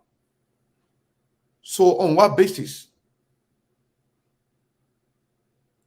money could be given to Ambassador Joseph Nyimabuaka by the government, if at all he's okay and everything's fine with him as it was presented to the public? He even had a political rally and he said it was okay. And he's coming to America to raise funds for his political activities. That's what we were told. So why give money for? Why are they giving him money? Why are they giving him money? If at all they give him money. Secondly, if communists allegedly give him money, for what? If the man is okay, the man was ill a little bit briefly and he was okay. We all saw him speaking in a political rally, everything was good, and we were told by his people that he's coming here to have a political fundraiser. So why give him the money, if at all, if we can believe whatever was presented to us by the president, by the VP himself and his people? Why should they give him money? And what? Because this is not a secret. But why give him money in the first place? What are they trying to prove? Well, I don't understand. Well, first of all, we got to establish some things. The questions that you've asked raises a lot of eyebrows because many people were not thinking the way you were thinking, because these questions are prompting more investigation on the part of the government, on the part of the ANC, CPP, or Alexander Cummings. If allegedly they gave him any money as well, why should they give him money when he is well to come? And he's coming to America according to his party to do fundraising. Here's where the problem is. The problem is it all started with deception, with lies. That the vice president, former vice president Joseph Nyimabuaka, was not sick. It all started that he was not sick. He only went to the hospital to rest, to relax, or whatever not. But we know in any common sense, any given day, nobody leaves the comfort of their homes or their home and go to a hospital to go relax. You don't go relax in hospital. It don't make any sense. If they were telling me, say, the vice president chilling somewhere all the way in Vanyama, in Zona Asia, that's a different level. If they say you went to some kind of hotel to just chill or to some kind of house to just relax, that's a different level. We can understand that part. But to say the vice president left his home to go to the hospital to just relax, you got to take special stupid people to agree to that. So we move past that. Fast forward, we saw that the vice president was not all right, and he is not all right. Even when they organized a rally, when they organized or they were going to endorse him, and they said they're disenchanted sedition that were going to endorse him. When the vice president woke up to walk, even his walking to the stage tells you that he is not all right if you look at the video. And that's something we are making up. Okay. They claim that he's all right. They wanted to showcase that everything is fine and so forth and that one. Fast forward, we have confirmed that when the vice president was in the hospital sick, he was not in the hospital relaxing. We confirmed that there were conversations with the government coming to help him. That is a fact that is established. Sekou knew about it. I knew about it. And guess what? When Keith Hassan came out and said it in public, they came out and said there was no such negotiation. But yes, there was such negotiation going on at the time. You see how we're talking about the deception of the politics in our country? Because all the thing we're talking to them, Mr. Kane, about the guns, about the ammunition, these are the foundations. Like you said, these small thing there, people start lying about them. Small thing that's supposed to be a natural thing that people are just supposed to explain themselves and clear the air. People go in cycles and lie about them and hide them. Fast forward. This same money business that we're talking about, I think it was you and I on the show that encouraged the vice president and family to take the money or to take whatever assistance you were going to get. There was nothing wrong with it. The only thing that we encouraged them to do also was if they're going to take the money, let the public know that they're taking the money, no problem, what's going on. Yeah, They went behind closed door. No, Mr. Kani, end the point. They went behind closed door. They did their arrangements. They did their agreement. Everything with the government.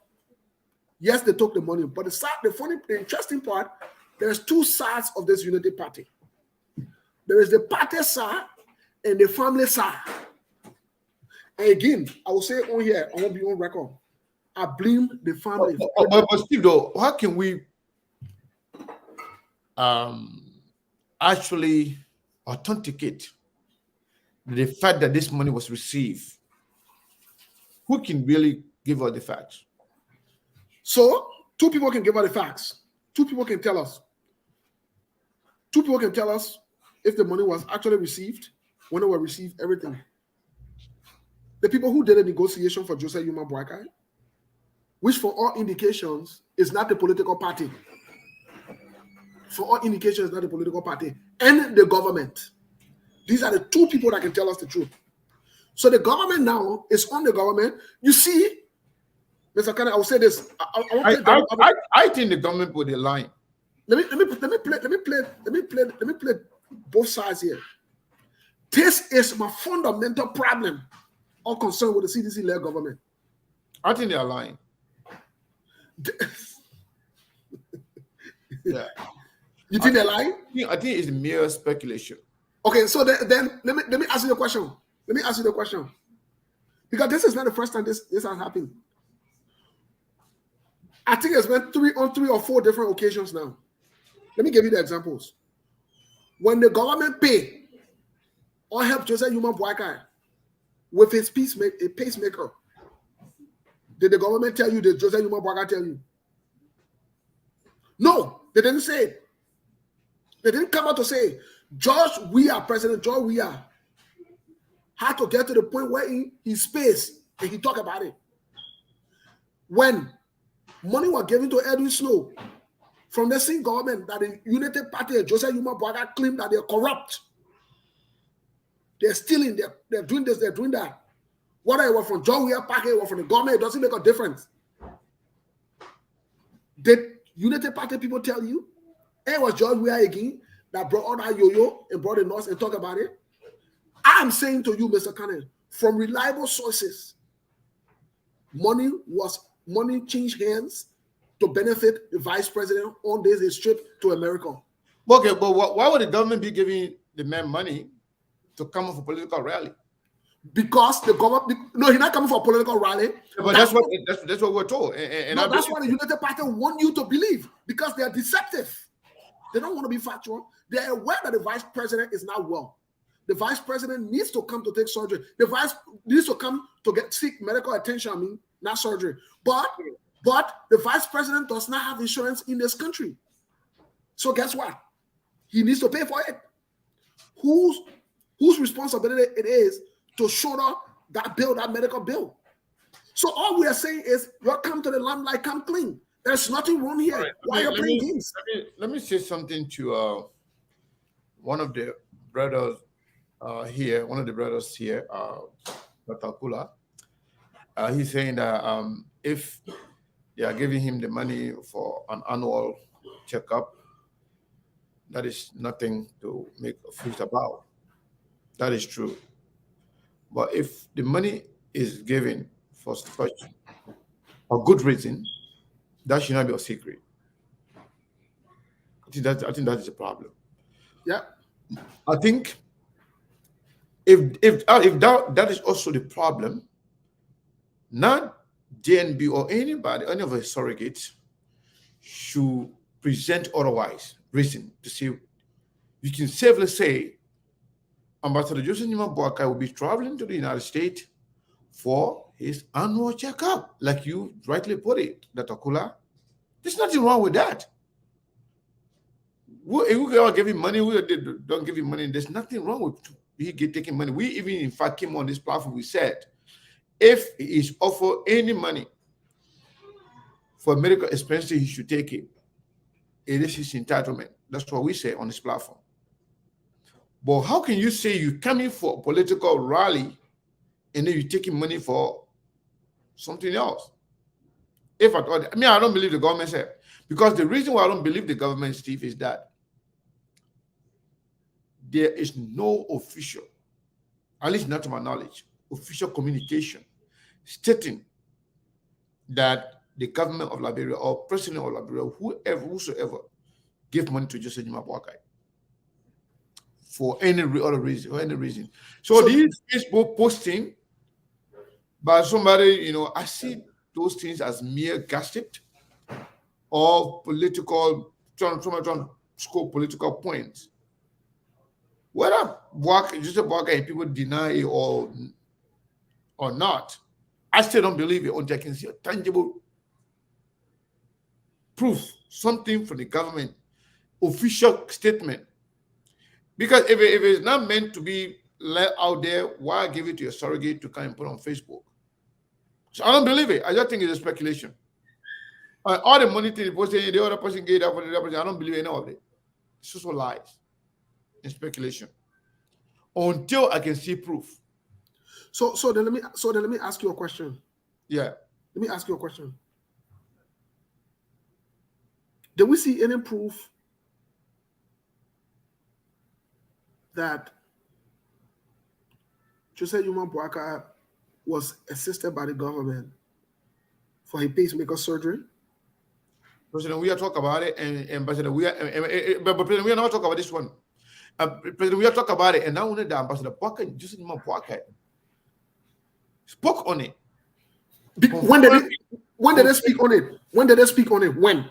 After it came out. After it came out. Yeah. So I'm saying I agree with you that you don't have to believe it. That's okay. But I'm saying the fact that it's in the public now, there will be a reaction about it. And the facts will come out. I agree with you that you can challenge the government and the government is not saying the truth. You can, that's true. Because this government is also shady. Maybe the government saying anything. The government not saying anything. Only a few people, few surrogates, saying making statements. So I don't believe that Joseph Boakai or anybody give money to him. So you want for Joe we have to say it, then maybe we'll carry more weight. Let it show proof.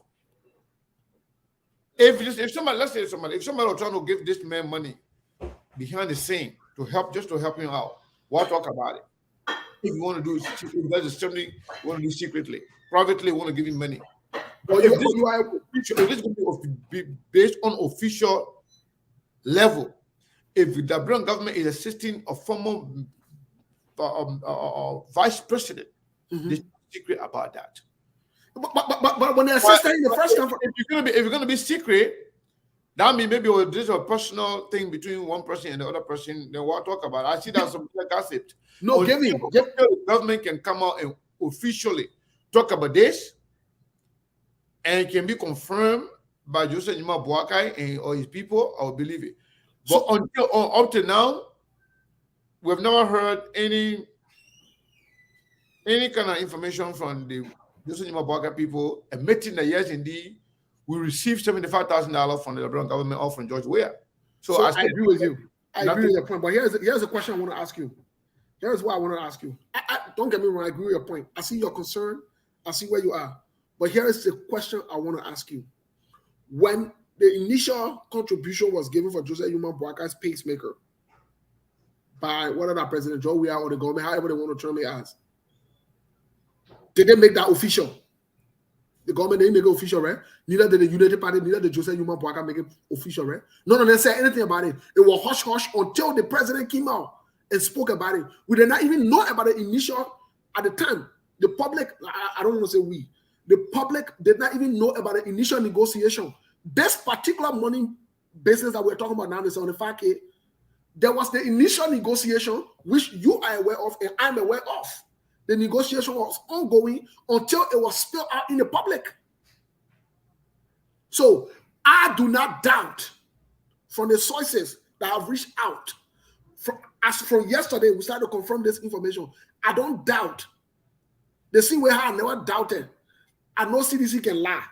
I know they got criminal there. But when it comes to hush deal and going behind the horse, and Joseph Yuma Baka taking money behind the horse and undercover, he can do that. So I don't doubt it. He has done it before. He will do it again. And he continuously, that's what he does. So there is nothing innocent to doubt. Until he is pushed to the wall, like you said. There's nothing anything to prove that it happened. What is there? Nothing. There's nothing to prove that this happened? Yeah. No, there's a lot of things to prove that this happened. Like what, for example? For example, the initial negotiation that were ongoing, it came in the public. The initial negotiation that were ongoing from the hospital. Okay, who were they negotiating with?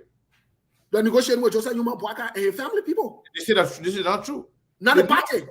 They never caught a single person. Let me tell you something. Let me the party. Let me talk the team public. Not the party they were negotiating with. We're talking. Go ahead. Okay. When this thing came out initially, it was Kev Hassan that brought it up on Spoon Talk. When he was pushed, at some point, Kev Hassan even said, "You want me to call name?" He was challenged to call names. And he declined. All these things are fabrication until fact can be presented. Let me tell you this. So, let me tell you this. They said there was negotiation. And Kev Hassan said an offer was made. But they said they accepted the offer. But they wanted it to remain secret. The government said no. If it happened, it has to be public. The Liberian government, after being exposed on Spoon, that they were in conversation, they came out now through the information ministry and said, yes, indeed, there was a conversation ongoing. So if at all that conversation went on, as was presented by the government, and you finally had a deal, don't you think it is incumbent on the government? The fact that you came out to say there was a communication going on, there was a conversation going on, you try to put it out there first through gossip, through Kev Hassan. When they get a public reaction, the government came out through the Ministry of Information that there is a conversation going on. So if that thing is finalized and the deal is materialized, don't you think it is incumbent upon the government to come back the same way they came to inform the public that there was conversation going on? When the deal went through, don't you think it is incumbent upon them to come back and publicly inform the public, because that was their intention? To inform the public publicly that yes, indeed, the conversation that we had, the conversation that was ongoing, is the deal is done, is sealed, and we have given this money, this much, to the vice president for his medical checkup. Don't you think the government will do that? Mr. Kane, thank you. Thank you so much for laying out those premises or making your points the way you did. But let's go back. How did the information come out? How did the first information come out about the negotiation? It came from what's his name? It came from Kev Hassan. Wonderful. So the same government is using the same route to tell you and tell the public. You see, Mr. Kane, let me let my point now. Let me make my point. No, I'm listening. The government has a way which is not responsible, not mature, not professional of communicating. We must establish that fact. They do have a way of communicating. Joseph Yuma Baka also has a way of communicating to the Liberian people, which is silence until he is pushed to the wall and confronted to the facts before he can speak about it and admit to it. I'll give you a typical example. Do you know that the Cummings scam or the Cummings thing contributed to the initial surgery of Joseph Yuma Baga 30,000? Has Joseph Yuma Baga wait. That was a lie. They lie. We come people tell you that they lie. Anything that can be proven. Don't believe it. It's a lie. So let me end my point. That the Cummings gave money initially. Cummings gave money this time. I don't believe it. Okay, let me end my point. Let me end my point now. Let me end my point, please. You see, this is where the Liberian politics, I agree with you, I'm laughing. The Liberian politics is deceptive to the core. When you do these kind of things, when you do take these kind of initiatives, there's nothing wrong with publicizing it. Like you said, the government should have told the Liberian people. But not only that, we'll not be having a discussion and pinning Joseph Yuma Bwaga to the wall and the UP to the wall. Had they been transparent enough to say we want to thank the Liberian government for this initiative of assistance for this or for that? This is what responsible people who want to change. You can't just come for accusing these people of being corrupt and crook and go into an agreement behind closed door with them. But it's not true. It's not. There's no proof that they went through any agreement, Steve. Let me tell you something. Why is it that the same medium that the government used? Let me tell you something. The same medium that the government used, which is Kef Hassan, told him, go and tell the public that we are in negotiation with these people. We made offer to them. They agree, but we told them that it has to be made public. Okay, granted. The people said no. Now, if the people finally agree to take the money, and you told them first the condition to giving the money to them must be public. And now they accepted the money. Why don't you make it public? If at all they accepted the money. All these things, let me tell you something. Here's my point. Whether it's Cummings, whether it's allegedly Stanton in Cummings, if at all they give money from their heart to Jason Mwabuakai to assist him with a medical situation, if it came from their heart and do it secretly, why are we hearing about it? That's the first thing. If you're gonna do something from your heart for somebody secretly, nobody should hear about it. But if you decide to make it public, you must provide a proof that yes, indeed, it happened. So until I can see proof, whether it's the government, whether it's Komiso, whether it's Stanton, I don't believe any of it. They're all lies, all speculation. It's all politics. I don't believe them. Plain and simple. Prove it. That person was asked. Everybody was in the Joseph Nimo Bwakai cycle. Came out and flat out denied and said that no condition, no discussion happened. They never had discussion, nobody had discussion with anybody. It's not true. It never happened. That is to make the government that they are liar, they are lying, they're fabricating story, they are playing game with the woman's health. And they were asked, okay, who are you negotiating with? They said they can't call name. Then you believe them? It's a lie. Until they can come out and clearly state, yes, this is how much that was given to this man, and through the medium of which he received the money, this is the way it happened. I will believe it. But if it was done secretly, you want to help somebody secretly, you don't want anybody to know about it. Why? To go tell one of your surrogate to go put it out there. That is just a lie. I don't believe it. So you're saying Let me be clear for the Liberian people. You are saying Yeah. you believe the Unity Party propaganda that no money was given to Joseph Yuma Bwaga, or the CDC is lying that they didn't gain anything. They didn't gain no money. That's what you're saying. I don't even want to. I haven't even listened to any Unity Party people here. I'm talking. They're taking the same position you are taking. People that are putting out information out there that money was given to Joseph Yuma Bwaga.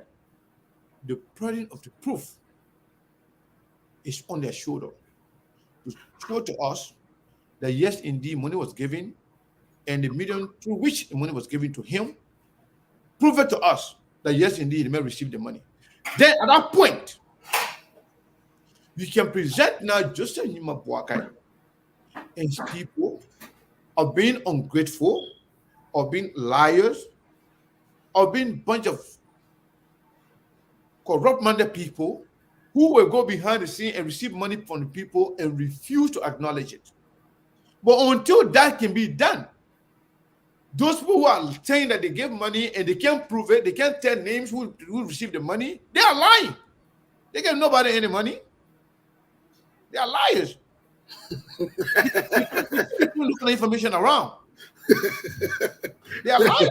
So when now, let go back. Because I want to be clear. I see your position and I respect your position. Don't get me wrong. I do. What I'm saying, what I'm asking you, I want for to be clear for the Liberian people is initially, when the government started the negotiations, Unity Party people were not aware. When this conversation started, Unity Party people were not aware. Is that a fact? Can we establish that fact today? As evidenced by that, they came out in public and said there was no negotiation. There was no negotiation. They did not prove anything. Okay, you tell me now, who did the government negotiating with? Nobody. Who did negotiate with? Nobody. So the government did not negotiate with anybody. They lie. Did not prove it to negotiate with anybody. So you call our president lie, you call the government lie. No. I said the government. I'm not the president. So you call the whole nation government a lie government. But they've been lying. Okay. About everything. And they just lie about somebody about the gun thing, and they just lie about the So when I get this point clear, throughout. So you are saying that Joseph Yuma Bwaga came to America purposely, he's well, everything is okay to raise funds, as far as you're concerned. No, that one is a different argument though. No. That's a different argument. No. What Joseph Bwaga people told us and what they presented to us, that's what I believe until can be proven otherwise. I believe Joseph Bwaga was not well. He was at the hospital and he was taken care of. He's okay now and he's traveling to the United States for a political, fundraiser. That's what I believe. Until can be proven otherwise. Who can say no to that? On what? Based on what you can say no? Okay, they are lying. Well, the government is lying based on what? Yeah, the government is lying. The people who gave information, they could get 30,000. They're lying. The person who say still gave 15,000. They're all liars until they can prove it. And yes, indeed, it happened. And that's how I let to do my things. I believe in proof. So that's how you view it, because you don't have the facts to the disposal. Exactly. I've thought to nothing. So what can I believe? Okay, and that's okay. You are so are many people. Even if you don't want to say, come here, get a man $30,000 to that one to Allah. If that's true, let it prove it. So if that's true, the NC should prove it. Yeah, let it prove it. Because what happened? If they're not true, that means the money was given secretly. Let's say maybe the money was given secretly to the man that nobody should know about it. That's just between me and you. If that one happened, and you get no evidence that it happened, that means it not happen. Okay. If you cannot prove it, it didn't happen. Well, the government and in a Cummings camp, especially the government, would have to come up and prove these facts. Yeah. That- These allegations, I'm not sure if they are that they gave. I'm saying it. I'm using my words carefully. You part, I'm using my words carefully. I'm responsible for what I say. I'm responsible for. I take full charge of what I say. I'm responsible for what I say. I'm saying that the government would be responsible to come out and prove these facts, that these negotiations went on and the monies were given or the finances were made available to assist the vice president. From a medical standpoint. The fact that United States dollars are small money, you just how are you going to get it in a bag? That's more money, man. They got different processes they can use. Okay, you just back where you travel the 25,000 in a suitcase to enter in an airplane? No, that one and I'm okay. So there must be a medium through which the community will give the money. And listen, I agree. If our bank transfer, it will show the bank account and went to. But here's what I want you to say though. If somebody pick up the money, somebody who stand for it, their name will be there. Here's why I want to bring it. It's not just like a peanut money, just take it, throw away, but and somebody just can take it and go. Here's why I want to bring a lot of money. But here's why I want to bring to your attention though. Here is why I want to bring to your attention. I want us to remember these words.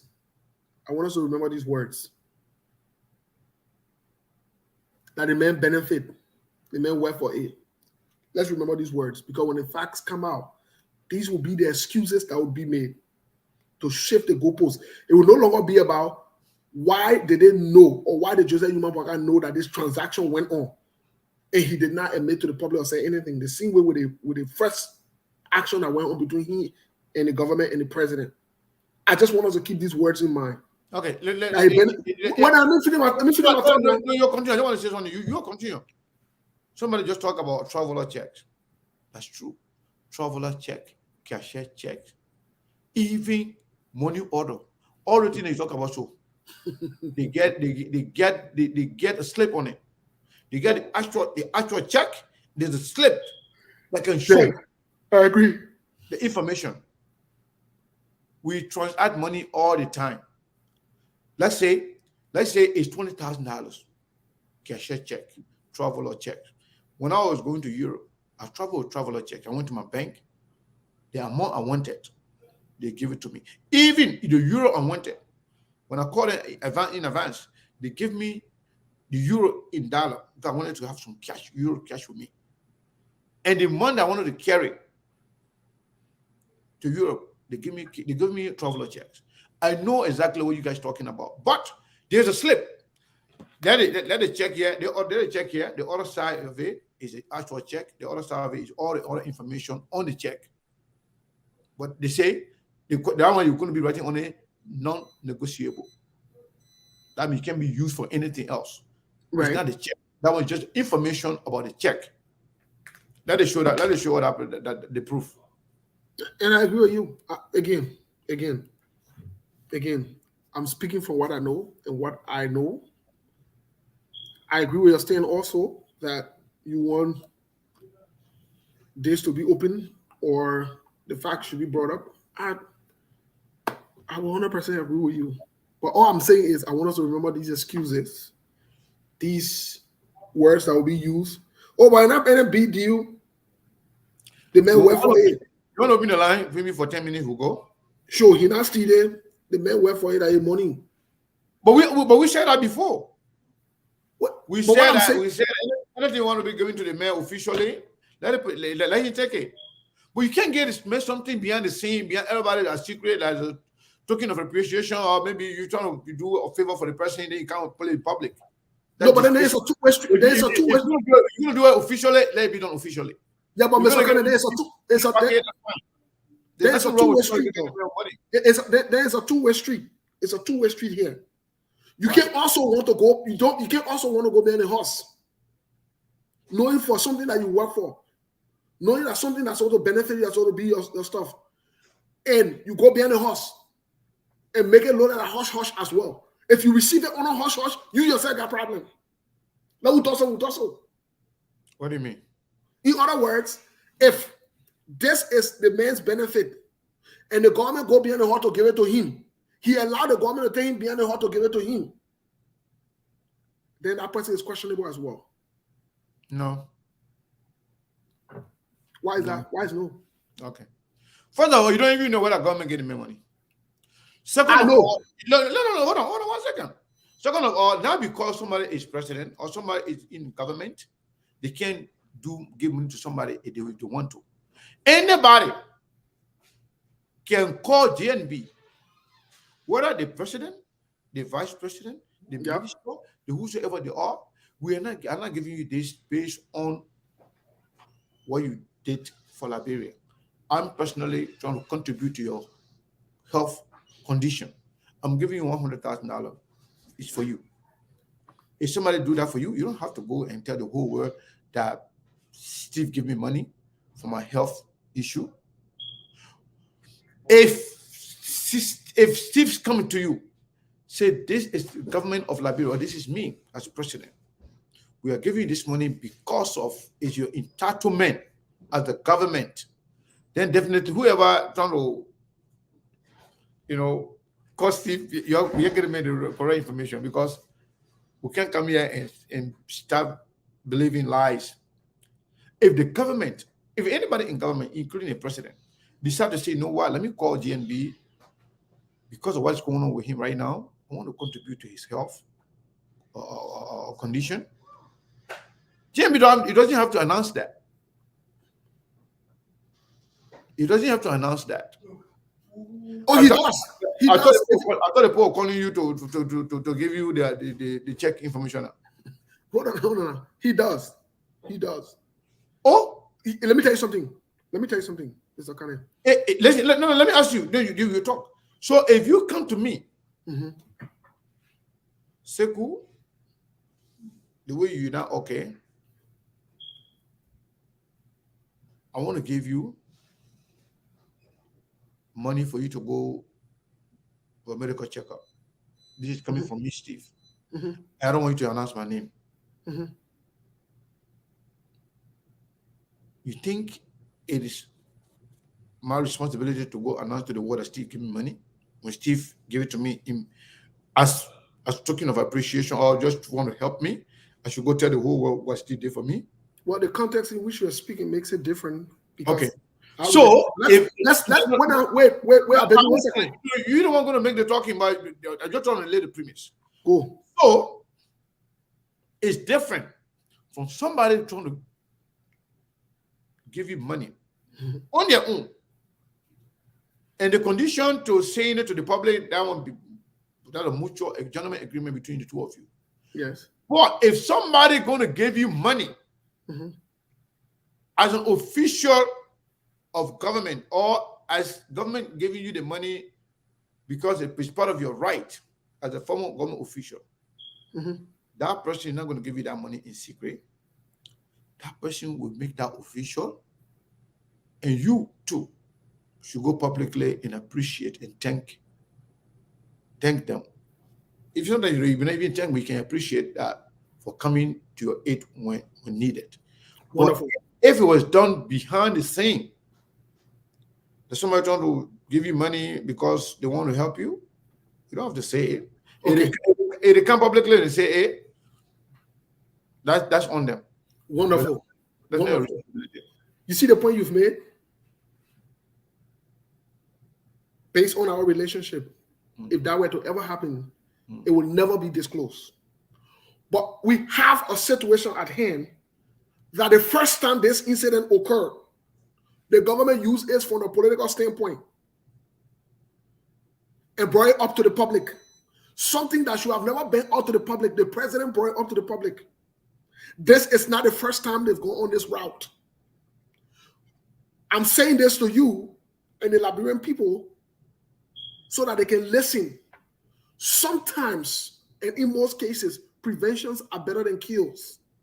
It's incumbent upon the United Party of Joseph Yuma Boakai, before the government uses this as a political stunt and propaganda for which they are carrying it out the way they are carrying it out.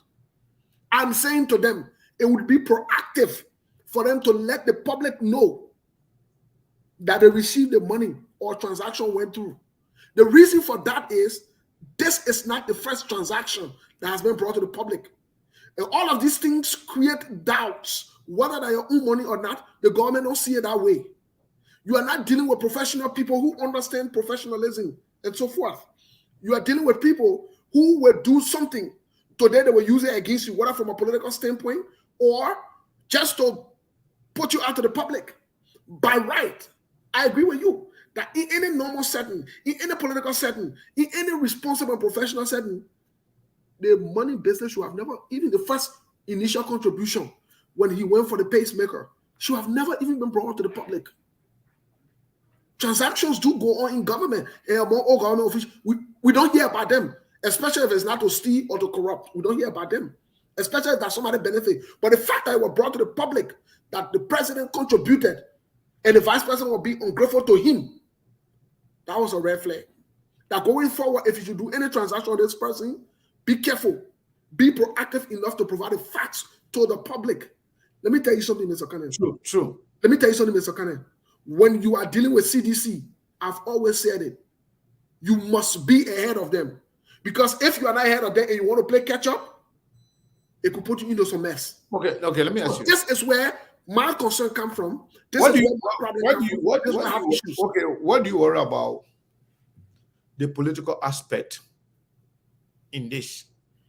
If the government of Liberia, CDC government, trying to score a political point on the Unity Party, or maybe trying to use this money issue as a political tool to fight the Unity Party with, what do you care?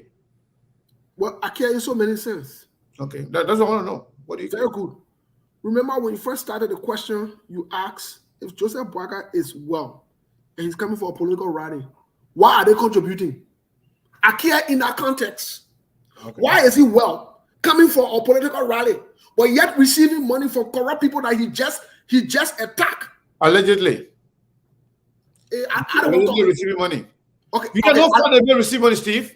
Okay, let me finish my thought now. Let me finish my thought. I'm just trying to correct you. Let me finish my okay. Allegedly. Yeah. Receive money. Allegedly receive money. You just keep on criticizing these people. The fact, let me just say from a human nature standpoint, for even a person that is called integrity, which I put quotation to it, that is called integrity, criticizing somebody, going beyond door and taking money from that same person, and you're keeping no. Now you get my point. No. Let me say this to you now. You will talk. Now you get my point. The day before, Joseph Nima Boakai left the country. Joseph Nima Boakai took the podium, told the Liberian people how corrupt George Weah and his people are, how incompetent they are. Do you think Joseph Boakai had received money from George Weah and his government the day before he came on? Or Joseph Nima Boakai will go and stand on that podium when the world is watching, because people were expecting him to say something, and he went and bashed the government, how they are corrupt, how they are non-entity, how they are incompetent, how bad they are. At the same time, turned around and took money from the same people. Yes. Okay. Granted. He did it before. Okay. No. And he done it again. Okay. Now, if that is the case, don't you think this government will be running around with that check all over the place? Proving that this man told us yesterday that we were corrupt. This man told us yesterday. So that means the government had nothing on this man. They're lying. Guess what? They're lying. Guess what? This actually should have been kept hush-hush. But here is where the problem was. The government feels Hold on. The government feels they can be in negotiation on a kind of initiative on a cover. Then you come in public and bash them.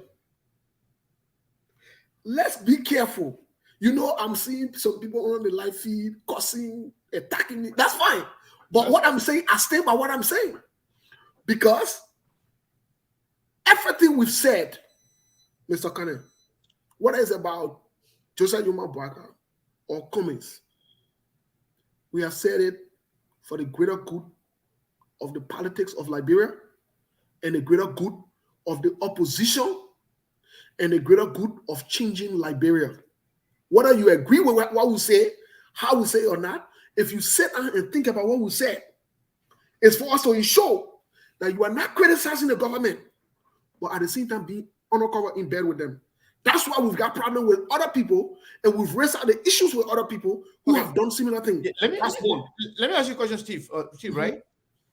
Because you said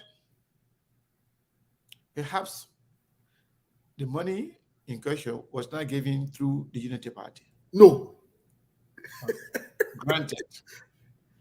Do you think the Unity Party people are listening to the Secretary General, Amos Toer? I listened to Mo Ali.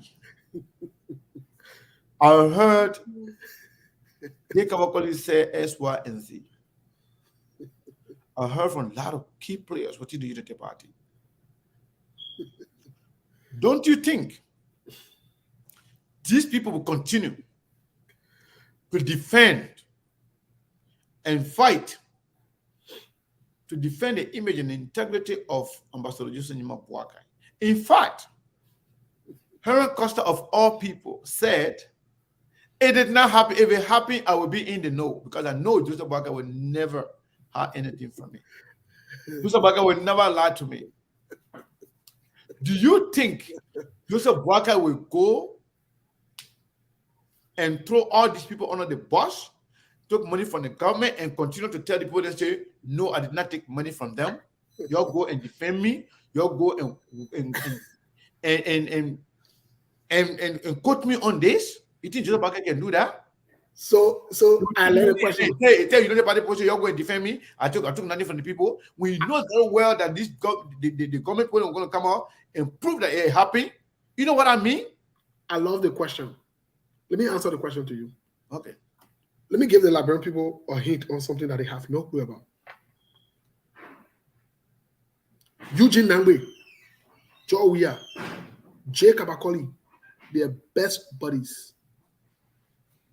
I want to keep that in mind. Just keep that picture in mind. Secondly, the Unity Party in itself, they are playing their role. They are more political. Yes, they will lie. Sometimes they will speak out of ignorance, not knowing the facts. They are not aware of these negotiations, as evidenced by that. When Joseph Yuma Bwaka, for Costa Uba, I don't want to talk, he doesn't allow more, he doesn't understand. He's not even aware of most of the things that happen. He get a third-party information in wrong way.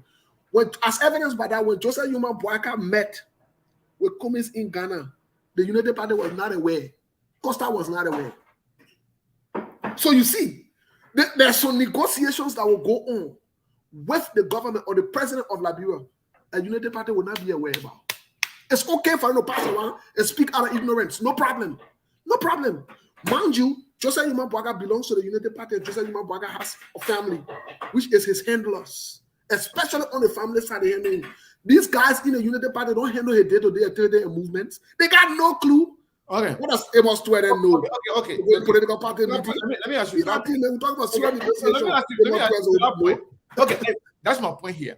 Assuming that they were not aware of X, Y, and Z, assuming that they had no clue of X, Y, and Z, but then when it comes up,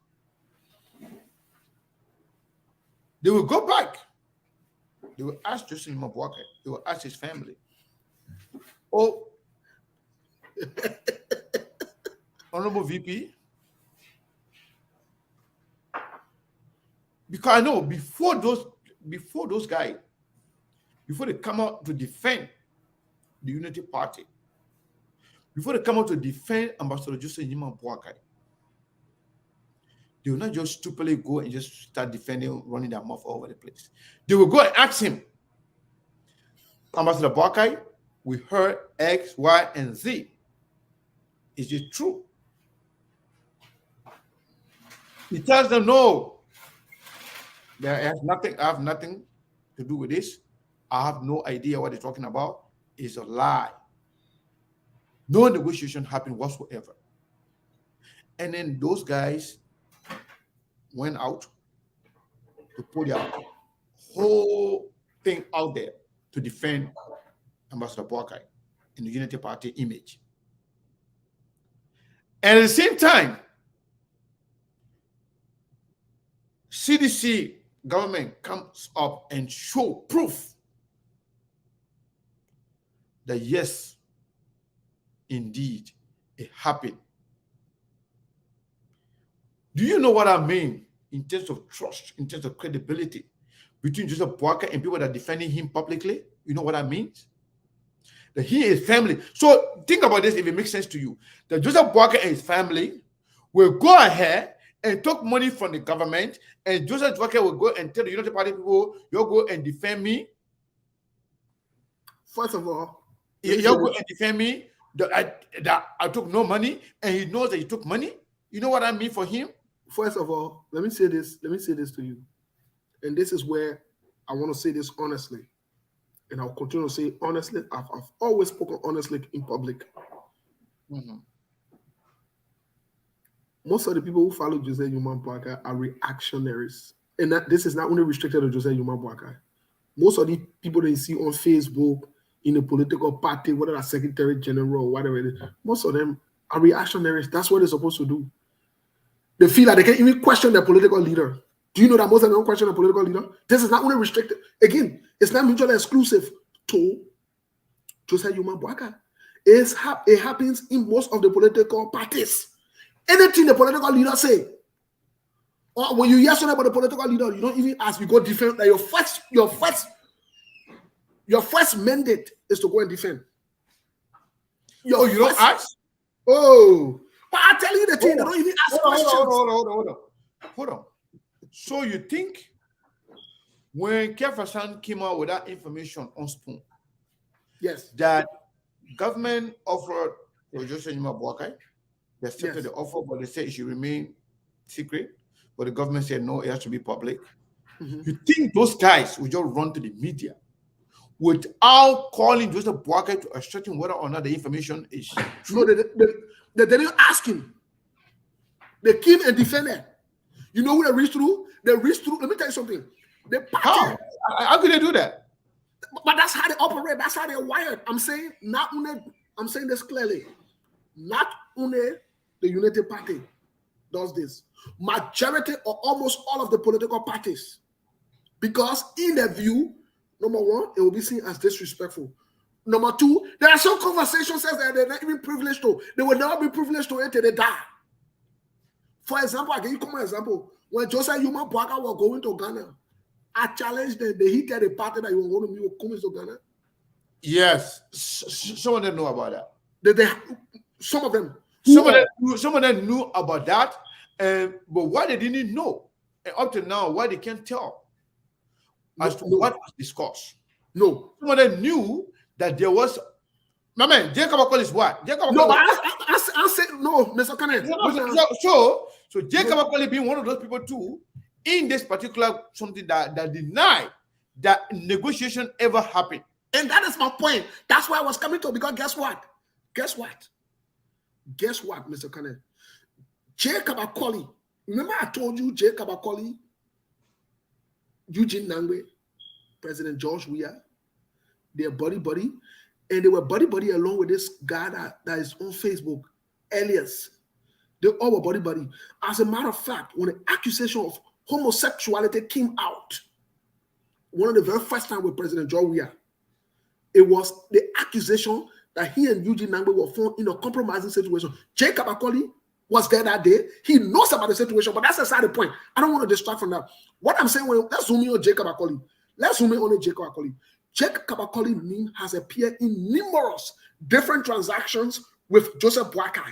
As a matter of fact, Jake Kabakoli is one of the people that coordinate with Stanton Wellspoon on the whole Boakai movement and other things, and collects money on his behalf and does negotiations. This Jake Kabakoli.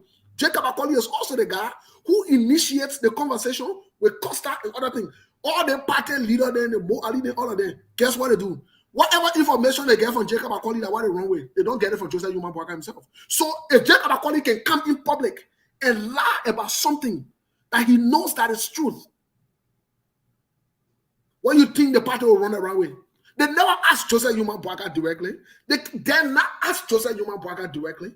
And Joseph Yuma Boakai says quietly to whatever Jacob Akoli says to the public, whether it's true or it's lie.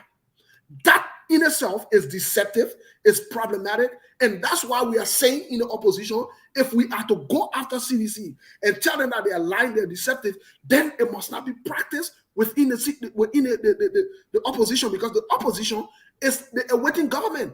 And guess what? If they are the government in awaiting, then we are clothed with a responsibility to hold all of them accountable. And that's why I'm a stakeholder in all parties, and I will stay in all parties. Okay, so let me ask you.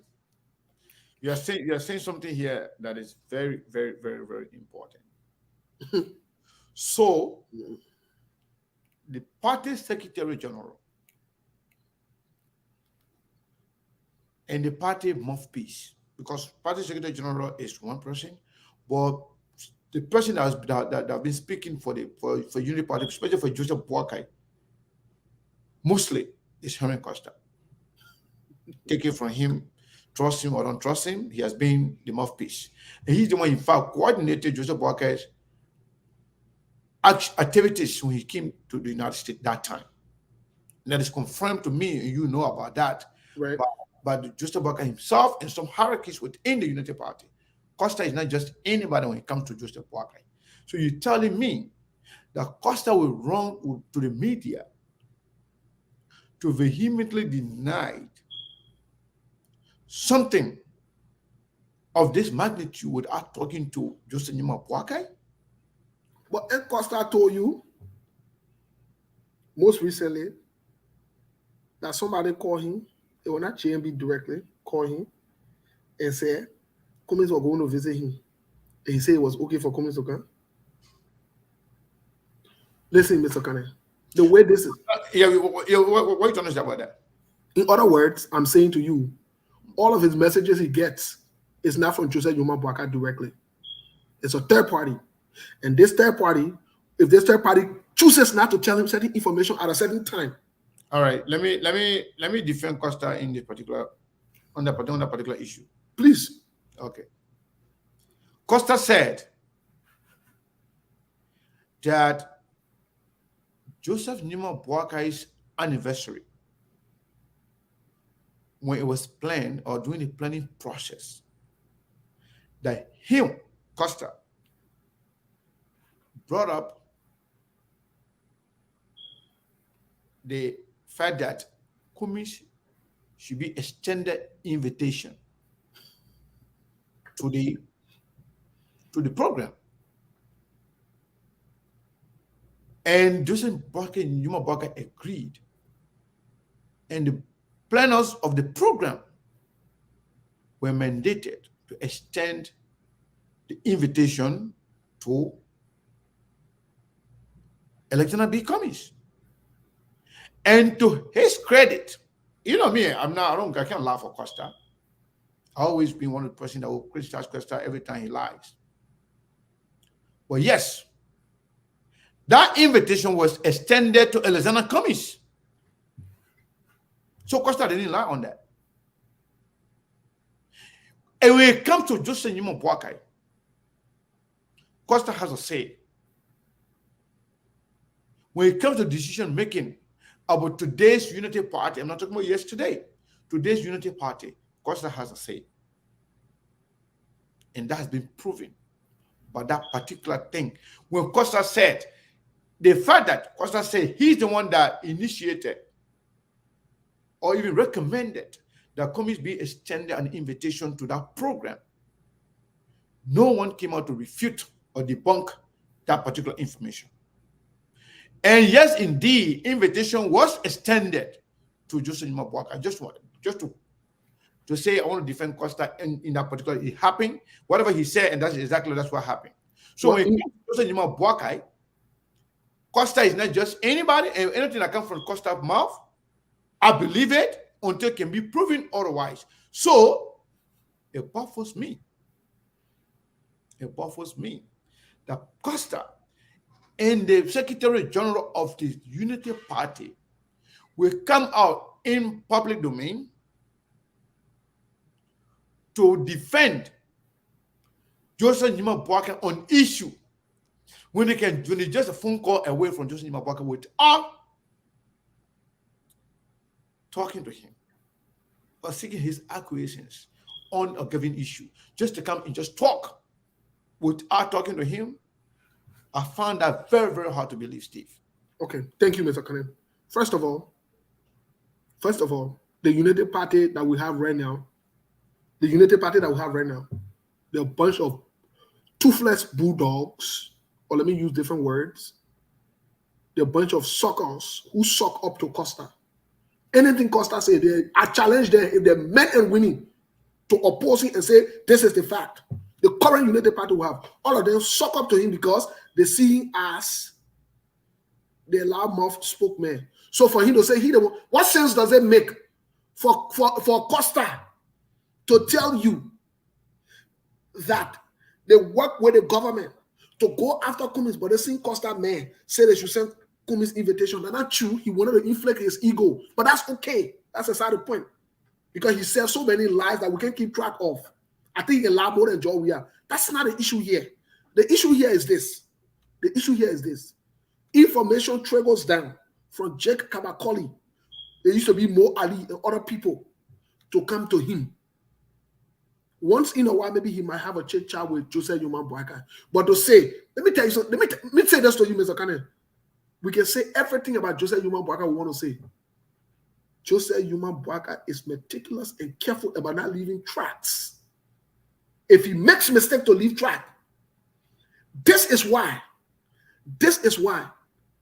you can't easily pin him to certain things unless you pay keen attention to certain things.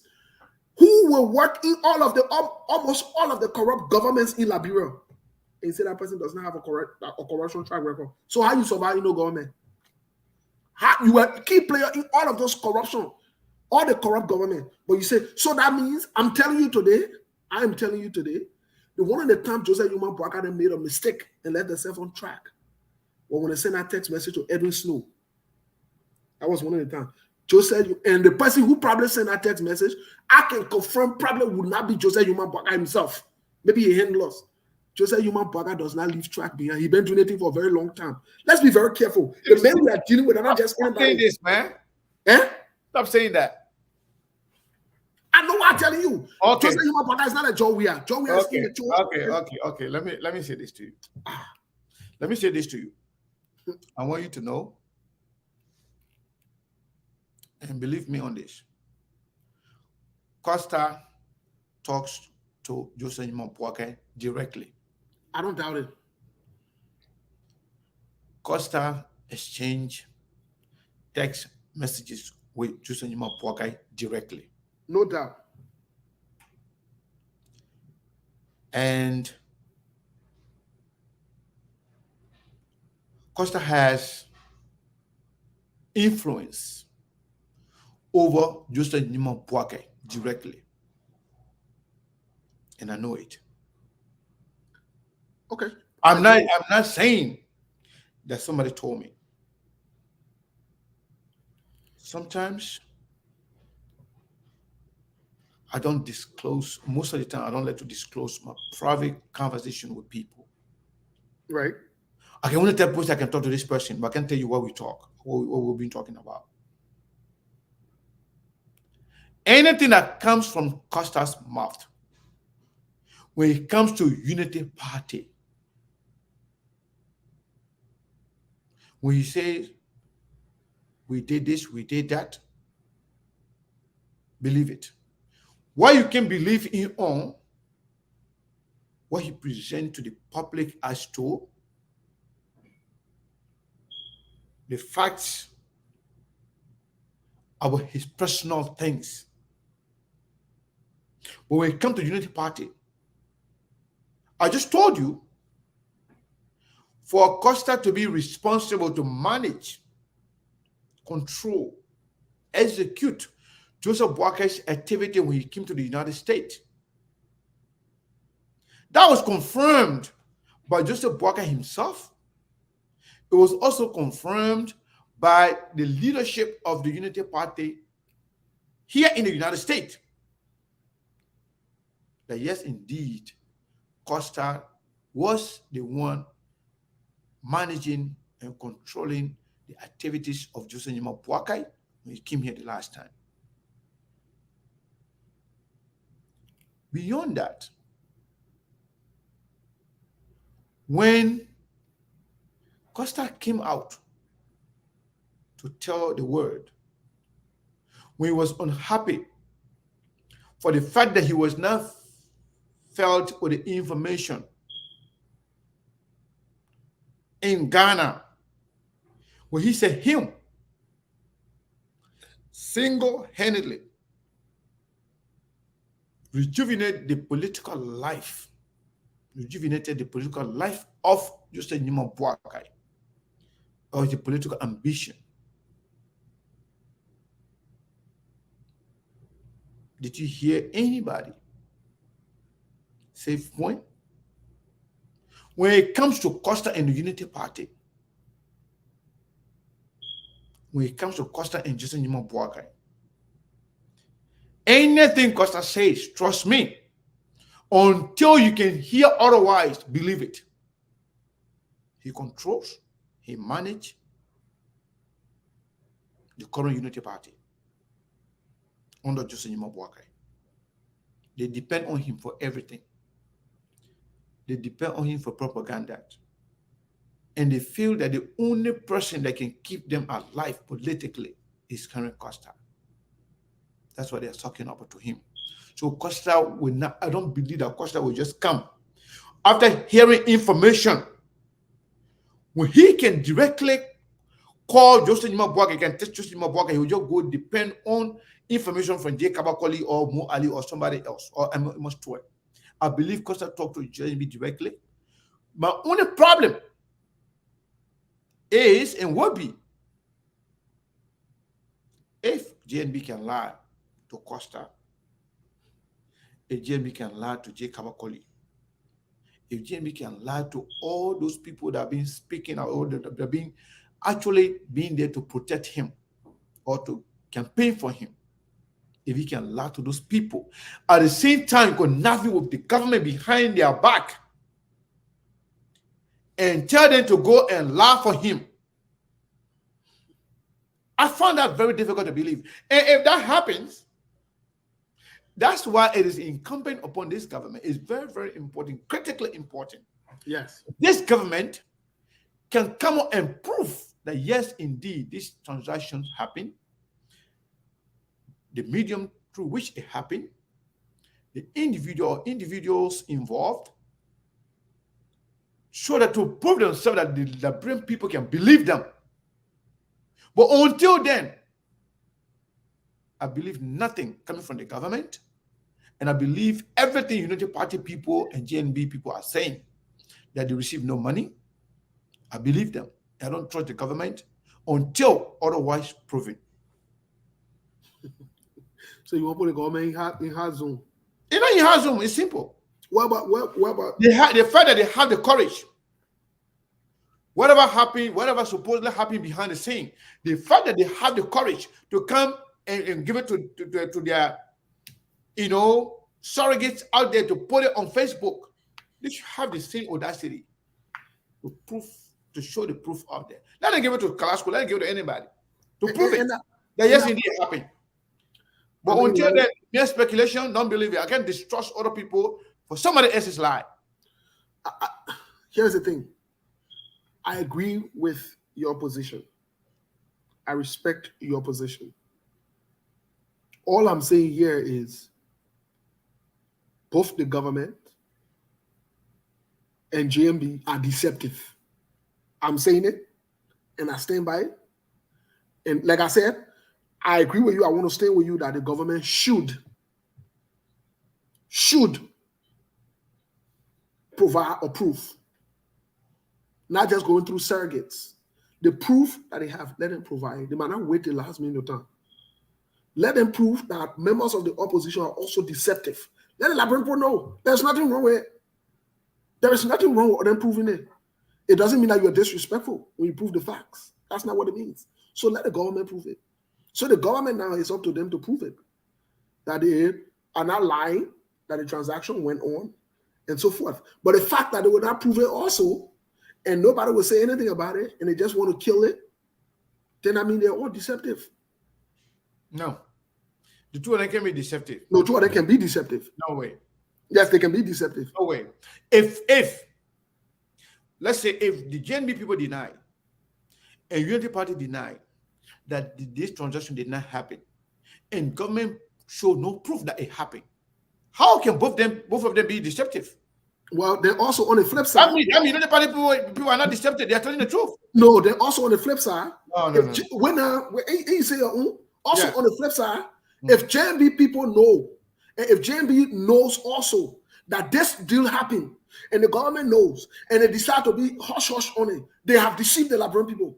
No. Yes, they have. Yes. Yes. They're not deceiving nobody. Yes, they have. No. Because when you are an accomplice into something, I mean, they're not happy, Steve. what do you mean? Do you know how Okay. many deals are happening? Okay, listen. You and I, carry on a deal. Mhm. And you came out and tell people something happened, and I say it did not happen. And the burden of the proof is on you. And you came out and you failed to provide proof that it ever happened. You are not being deceptive. You don't need But like why didn't it happen in essence, and we both agree? I mean, for it's it not to happy. talk about it? How do you not happy? It not happy. It never No, happened. I'm saying that no. You get a supposition. I'm also giving a supposition. What if we both agree that it happened, and we say we're not talking about it? Does that mean that it didn't happen? That's what I'm saying. Oh no. One person already talking about it. What? One person already talking about it. The government. I agree that one person already talking about it. They don't prove anything. So I both, agree that they both can be deceptive. If let me tell you something. They both could be deceptive. If these things happen, nobody talk about it. And they're supposed to tell the people. That means they're being deceptive. But somebody come and say something happened, and I say it did not happen. What can we rely on to say yes, it happened? It's the proof. And until it can be proven, and I say it did not happen, you're forcing me to say it happened, it never happened. What I'm saying to you is I agree with you. But I'm also saying it is possible for it to happen. For both people to say, we're not saying anything about it, and let's just leave it. Because it is the government surrogates. Hold on. It is not the government that has spoken officially. I'm waiting for you. I'm not talking. Mind you, it's not the government that has spoken officially. It is surrogate of the government that has spoken officially. So that means, in other words, in essence, both parties are still hush-hush on it yet. Okay. Okay, let me say this to you. If it happened and we both agree that we shouldn't talk about it, mm-hmm. and then you went ahead, you give it to your surrogate. Out there. And then I continue to say it didn't happen. And the fact that you give it to your surrogate and you cannot prove that it happened, you are the one being deceptive, you are the liar. As far as I'm concerned, as far as the public is concerned, it never happened. Because it didn't happen. If it happens, because it means that you are lying. Whatever you give it to your surrogate is a lie, is a fabrication, trying to put me on the spotlight based on lies and fabrication. But if at all it happened, you must agree, say we shouldn't talk about it. Why talk about it? When you talk about it, that means you are deceitful. You are a liar. You can be trusted. Because if we agree that something, let's do this, because it could be something they're not supposed to be, to the public. Maybe Joey gave money to the man from his pocket. Maybe so let's establish they don't take call. They're not supposed to be to the public, but they went ahead and go lie. Let's establish they don't take call. Let's establish it and we'll take calls. I think we got about maybe like 5 or 10 minutes now. Yeah, you can take 2 or 3 calls. That's fine. So let's establish this. I just want to establish this. If the government proves that they gave money to JMB and the statement that I made that he worked for A, what do you say? If the government proof. Yes, I won't get your point on that. Yeah, if the government proof that it happened, guess what will happen? First, I will believe the government. First, I want to see what people that have been speaking for JNB that it did not happen. I want to hear from them. I want to know whether or not JNB lied to his people, his surrogates. I want to know whether or not those guys will just come and speak off their hair without speaking to JNB. I want to know what credibility JNB and the Unity Party will be left with after knowing that the day X, Y, and Z and lie to his own people about it, or maybe told them the truth but tell them to go lie to the people. Then Liberian people will know the credibility not only of those surrogates. Could you believe that the next time if they come and say something in defending JNB, will you believe them? Or will you believe them? Will they believe JNB if at all JNB didn't tell them the truth? Will they still have the courage, the audacity to come in public to defend JNB? Will they still do that? So that means it's going to be up to the Liberian people to know the kind of people you're dealing with. It goes both ways. You evaluate. If at all the government cannot prove it, then you should know that CDC, they are a bunch of liars that cannot be trusted ever, not even with the state power again. And if JNB is the one that is lying and his people, I'm not saying JNB is lying because I believe them right now until it can be proven otherwise. But if it turns out to be that the government is the one telling the truth, then if JNB and the group of people can lie on something like this, how will you trust them with anything bigger? So that's why I trust them. I agree with you. Otherwise, I agree with you. Thank you, Mr. Kane. Let me get a first call here. go ahead. Caller, what's your name? Where you calling from, please? Hello? Hello? Hey, Moses, yeah. Yes. What's your name? Where you calling from, please? Hey, this Lofa. My man, you something for me to say the link you call on. What's going on? Let me. The conversation, I was enjoying the conversation. Sorry, I forgot. Next time, I would have done that. All right, cool. Next time, I will do that. Sorry. Here's what I want to say. Right. Couple of points that I want to highlight, but I want to start with the issue that what's his name brought up, and that is Sekou mentioned Costa's influence in the Unity Party. That is very scary. Yeah. If this is true, this is the scariest thing I have heard about political parties in Liberia, and this is why very often institutions in Liberia tend not to function well.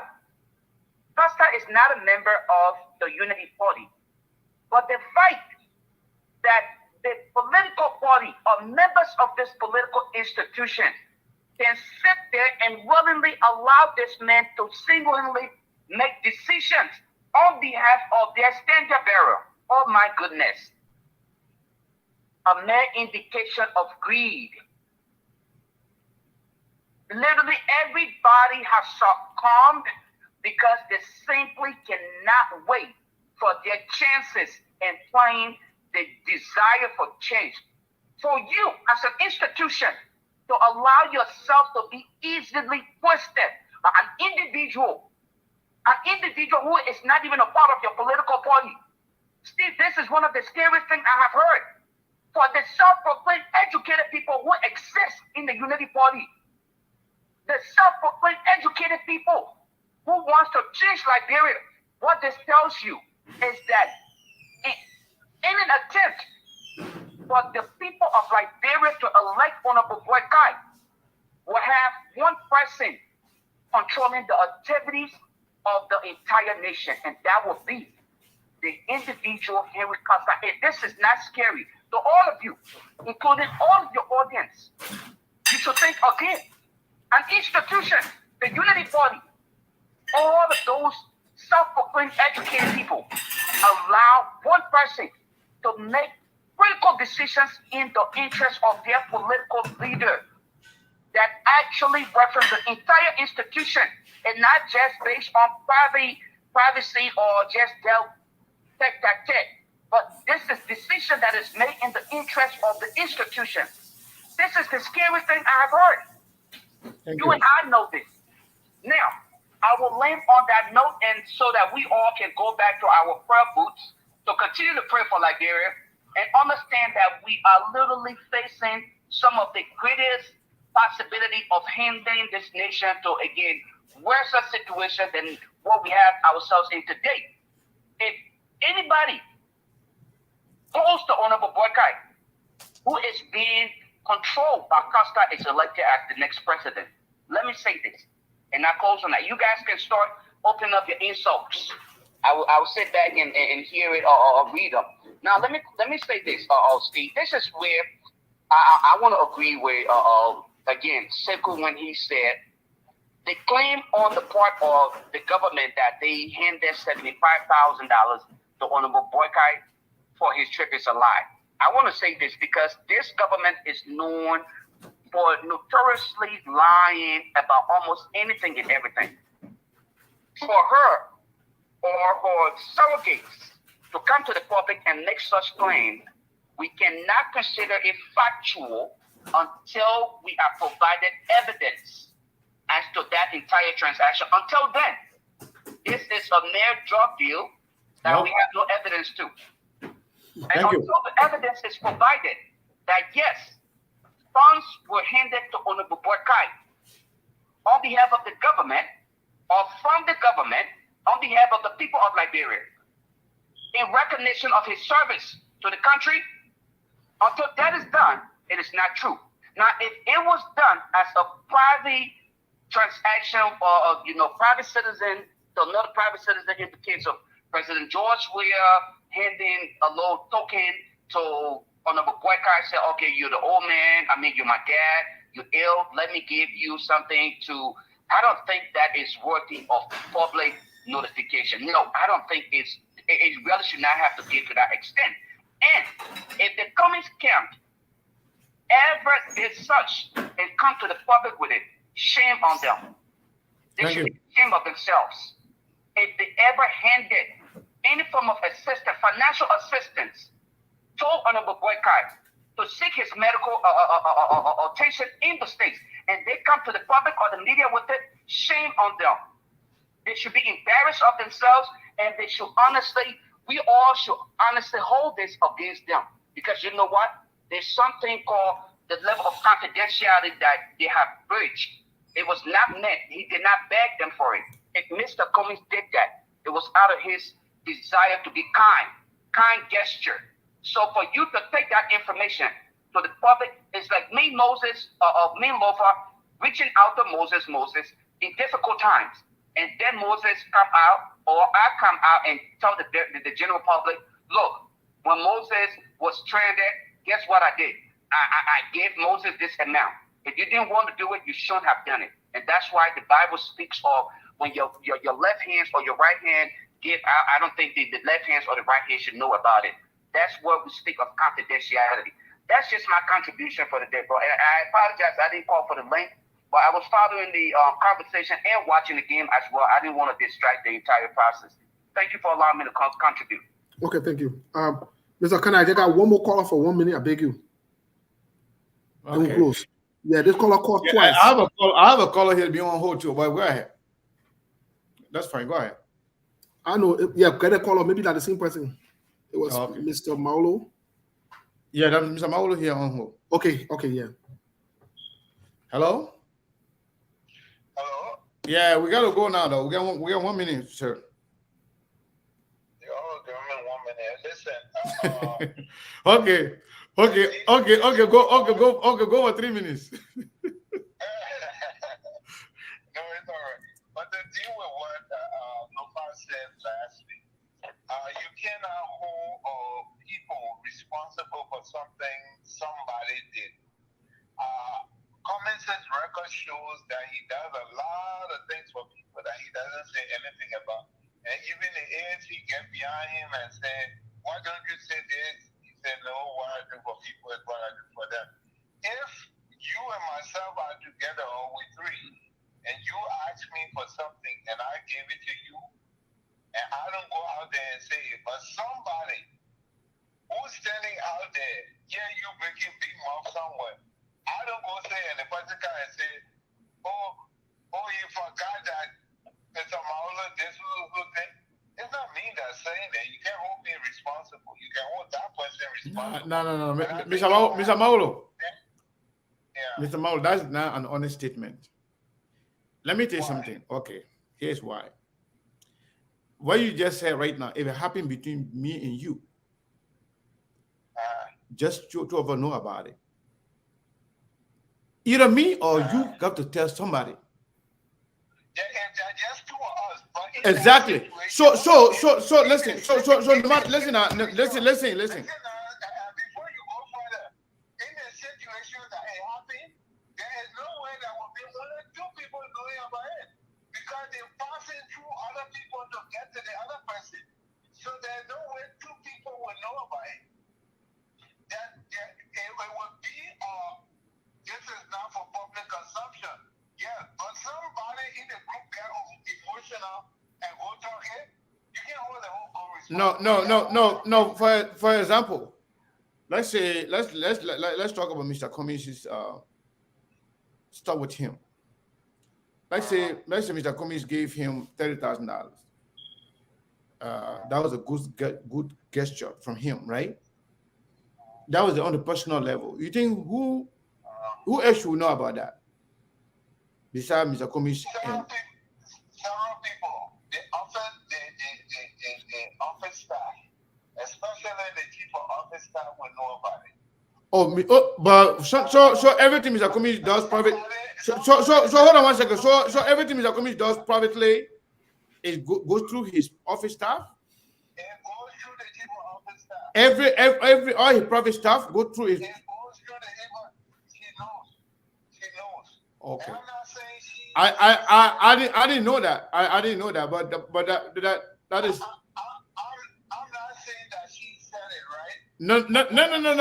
But the fact that because I know people official life is different from your personal life, but that everything he does personally, the office staff know about everything. That didn't know that. No, personally on a friendship basis where you know Cummings know you and you went to him to his house and he said, look, my man, yes, something.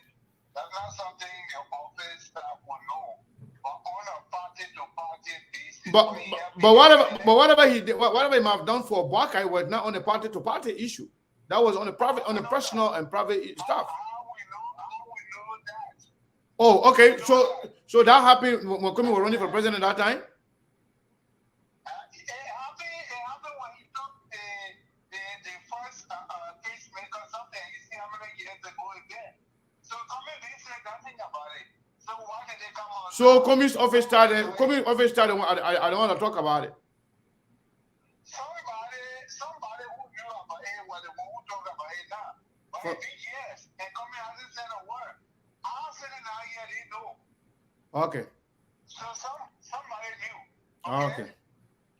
All right. So another thing is I know you were playing the devil advocate, but when you say, oh, you need proof, let's start. The French people can say, we must start from the beginning, right? Was it? Let's start from the beginning. Mm-hmm. For example, who knows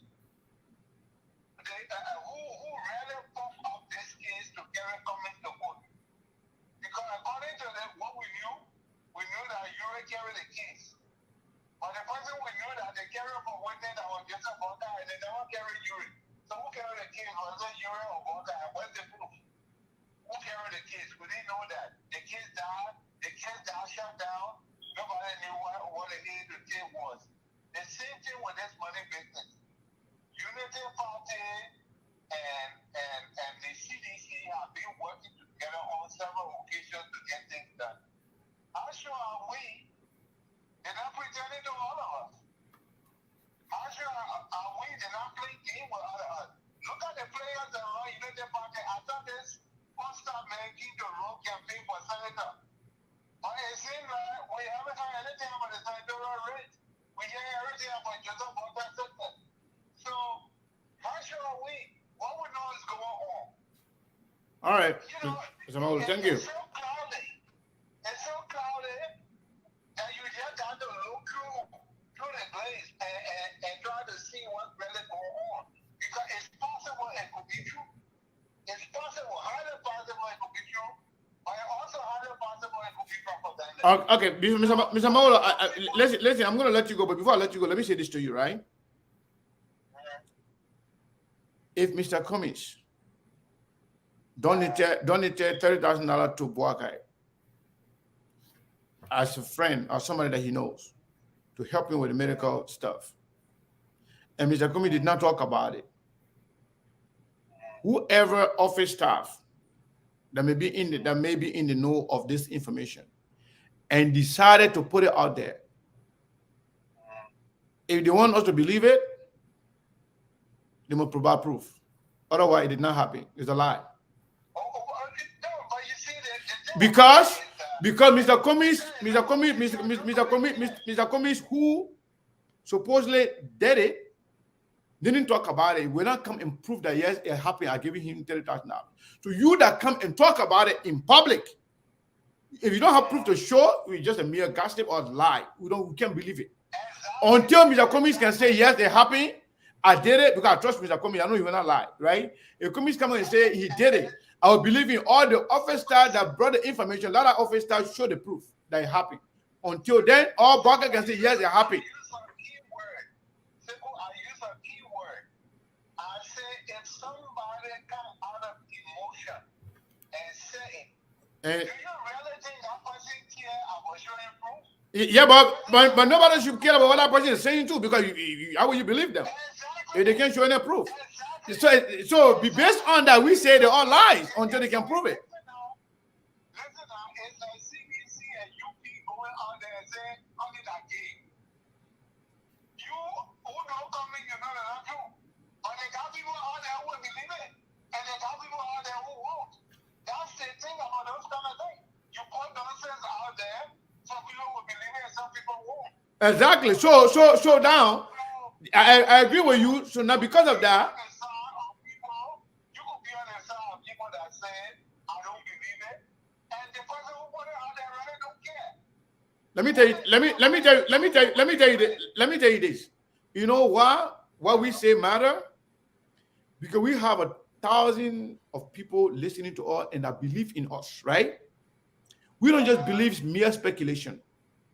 Whatever we tell people we believe, it should be proven by facts. So, I know Mr. Cummings is not going to come and talk about this. So whoever that leaked that information or that talk about that information, until that person can prove that this actually happened, we'll treat it as a mere speculation and it is not true. Until Barker can admit it, yes, that's true. Until Barker can admit it, that's true, or Cummings can say, yes, I did it. Other than that, other one, I just lie.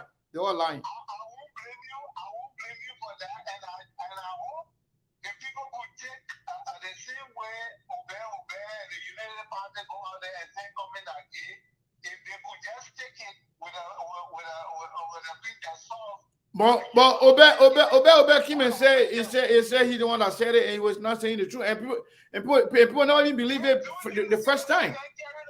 They don't. Yeah, but they're carrying it, but they don't believe, not because they believe it. They're carrying it because that's the only thing they have on him. That the only thing they have, the argument to have. So, not because they're saying it means that it's true. Thank you, brother.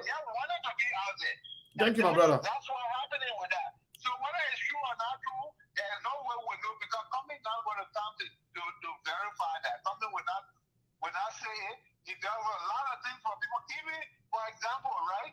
I had to go to Sam Jackson went to him to try to close a deal with him. Cummings gave $100 to pay with. Cummings never said anything about it. It was the same thing Jackson man who came outside propagating against Cummings and said he did it because he went to Cummings when they gave $100 to pay with. Cummings never justified that. It could be true, it could be lie. But nobody knows and nobody can. You know? And so that's the thing about this kind of thing. All I'm saying is that we can look at anything, any information, any kind of way. The problem is when people putting out political propaganda, they put it out there with the probability that some will take it and some won't. And so it's okay. Thank you very much, Mr. Maholo. All right. So personally, even the gating that you just mentioned, by talking about it alone, you are still keeping the conversation alive. If you are a communist person, knowing that this thing is a fabrication, is a lie, is the story, the person that made it up came to the public and said he's lying, he was lying, you don't even have to mention it anymore because you know it's a lie. But talking about it alone, you are keeping the conversation alive. You see this money thing we're talking about? The reason why CDC surrogate put it out there, they want us to talk about it. They want some people to believe it. We in the media should base our argument on facts. And facts available to us, not all facts, but facts available to us. Because people that believe in us, people that listen to us, whatever they hear from here, they said it on SKTV. Yeah, we hear it from Moses said it. Yeah, Sekou said it. That's why we try to make sure we check and counter-check information before we put it out there. But yeah, again, Steve, I think it was a great conversation. We got to leave it there for today. We usually don't go over 2 hours. A little bit over 2 hours we can go, but now we are for 3 hours. And people are still here and really want the conversation to continue, but we got to leave it there for today. What say you? I agree, Mr. Kane. I think it was a...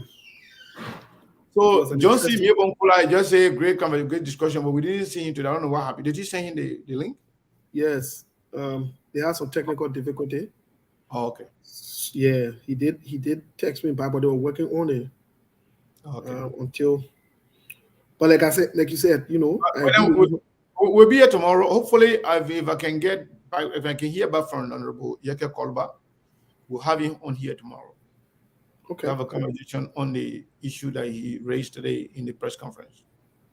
Yeah, but I wanted to make the announcement again. I got invited by the Liberian news agency to talk non-political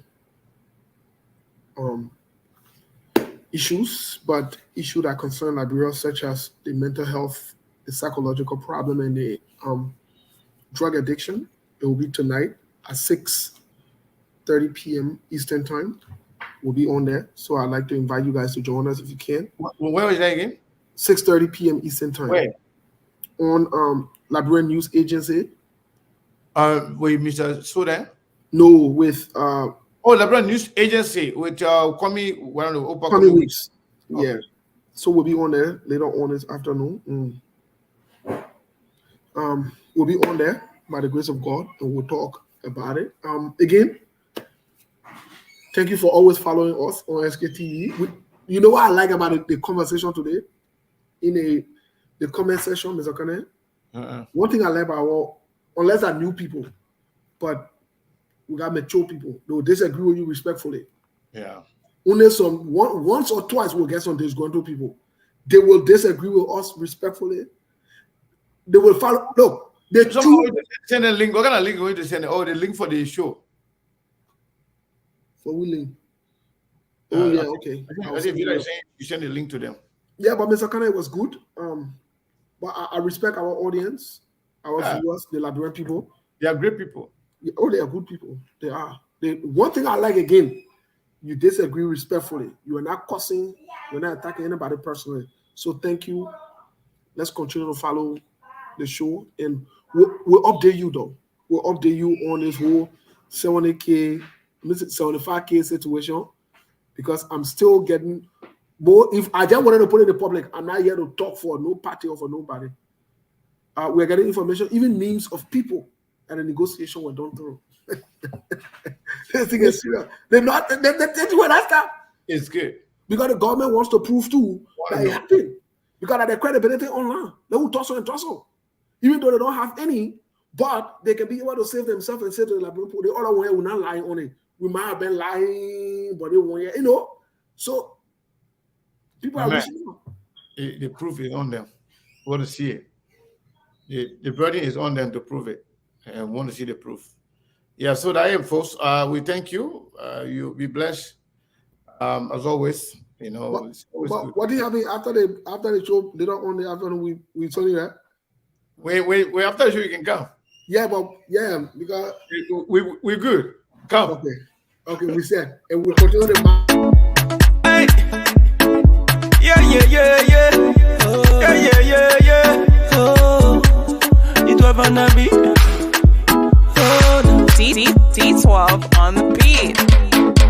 If nobody talks about you, you are nobody. If nobody chewing your bone, you are nobody. They will know everything about you more than you know yourself. Yeah. They will talk, just to bring you down. They will spread all your bad news more than they spread your good news. Everybody wants to go to heaven, but no one wants to die. Oh, see, let them do their talking again. See, I will do the bluffing, yeah. Anything they say about me, please believe it. Believe it. Believe it. Believe it. Believe it. Anything they say about me, please believe it. Believe it. If nobody talks about you, you are nobody. If nobody chewing your boom, you are nobody. If you like it, you can add your own there, just to make it juicy. If you like, you can pour your own there, just to make it spicy. I know you like the cheese, and you like the fries too. Sugar in the tea, cocoa in the coffee, anything you want to say. If they can talk about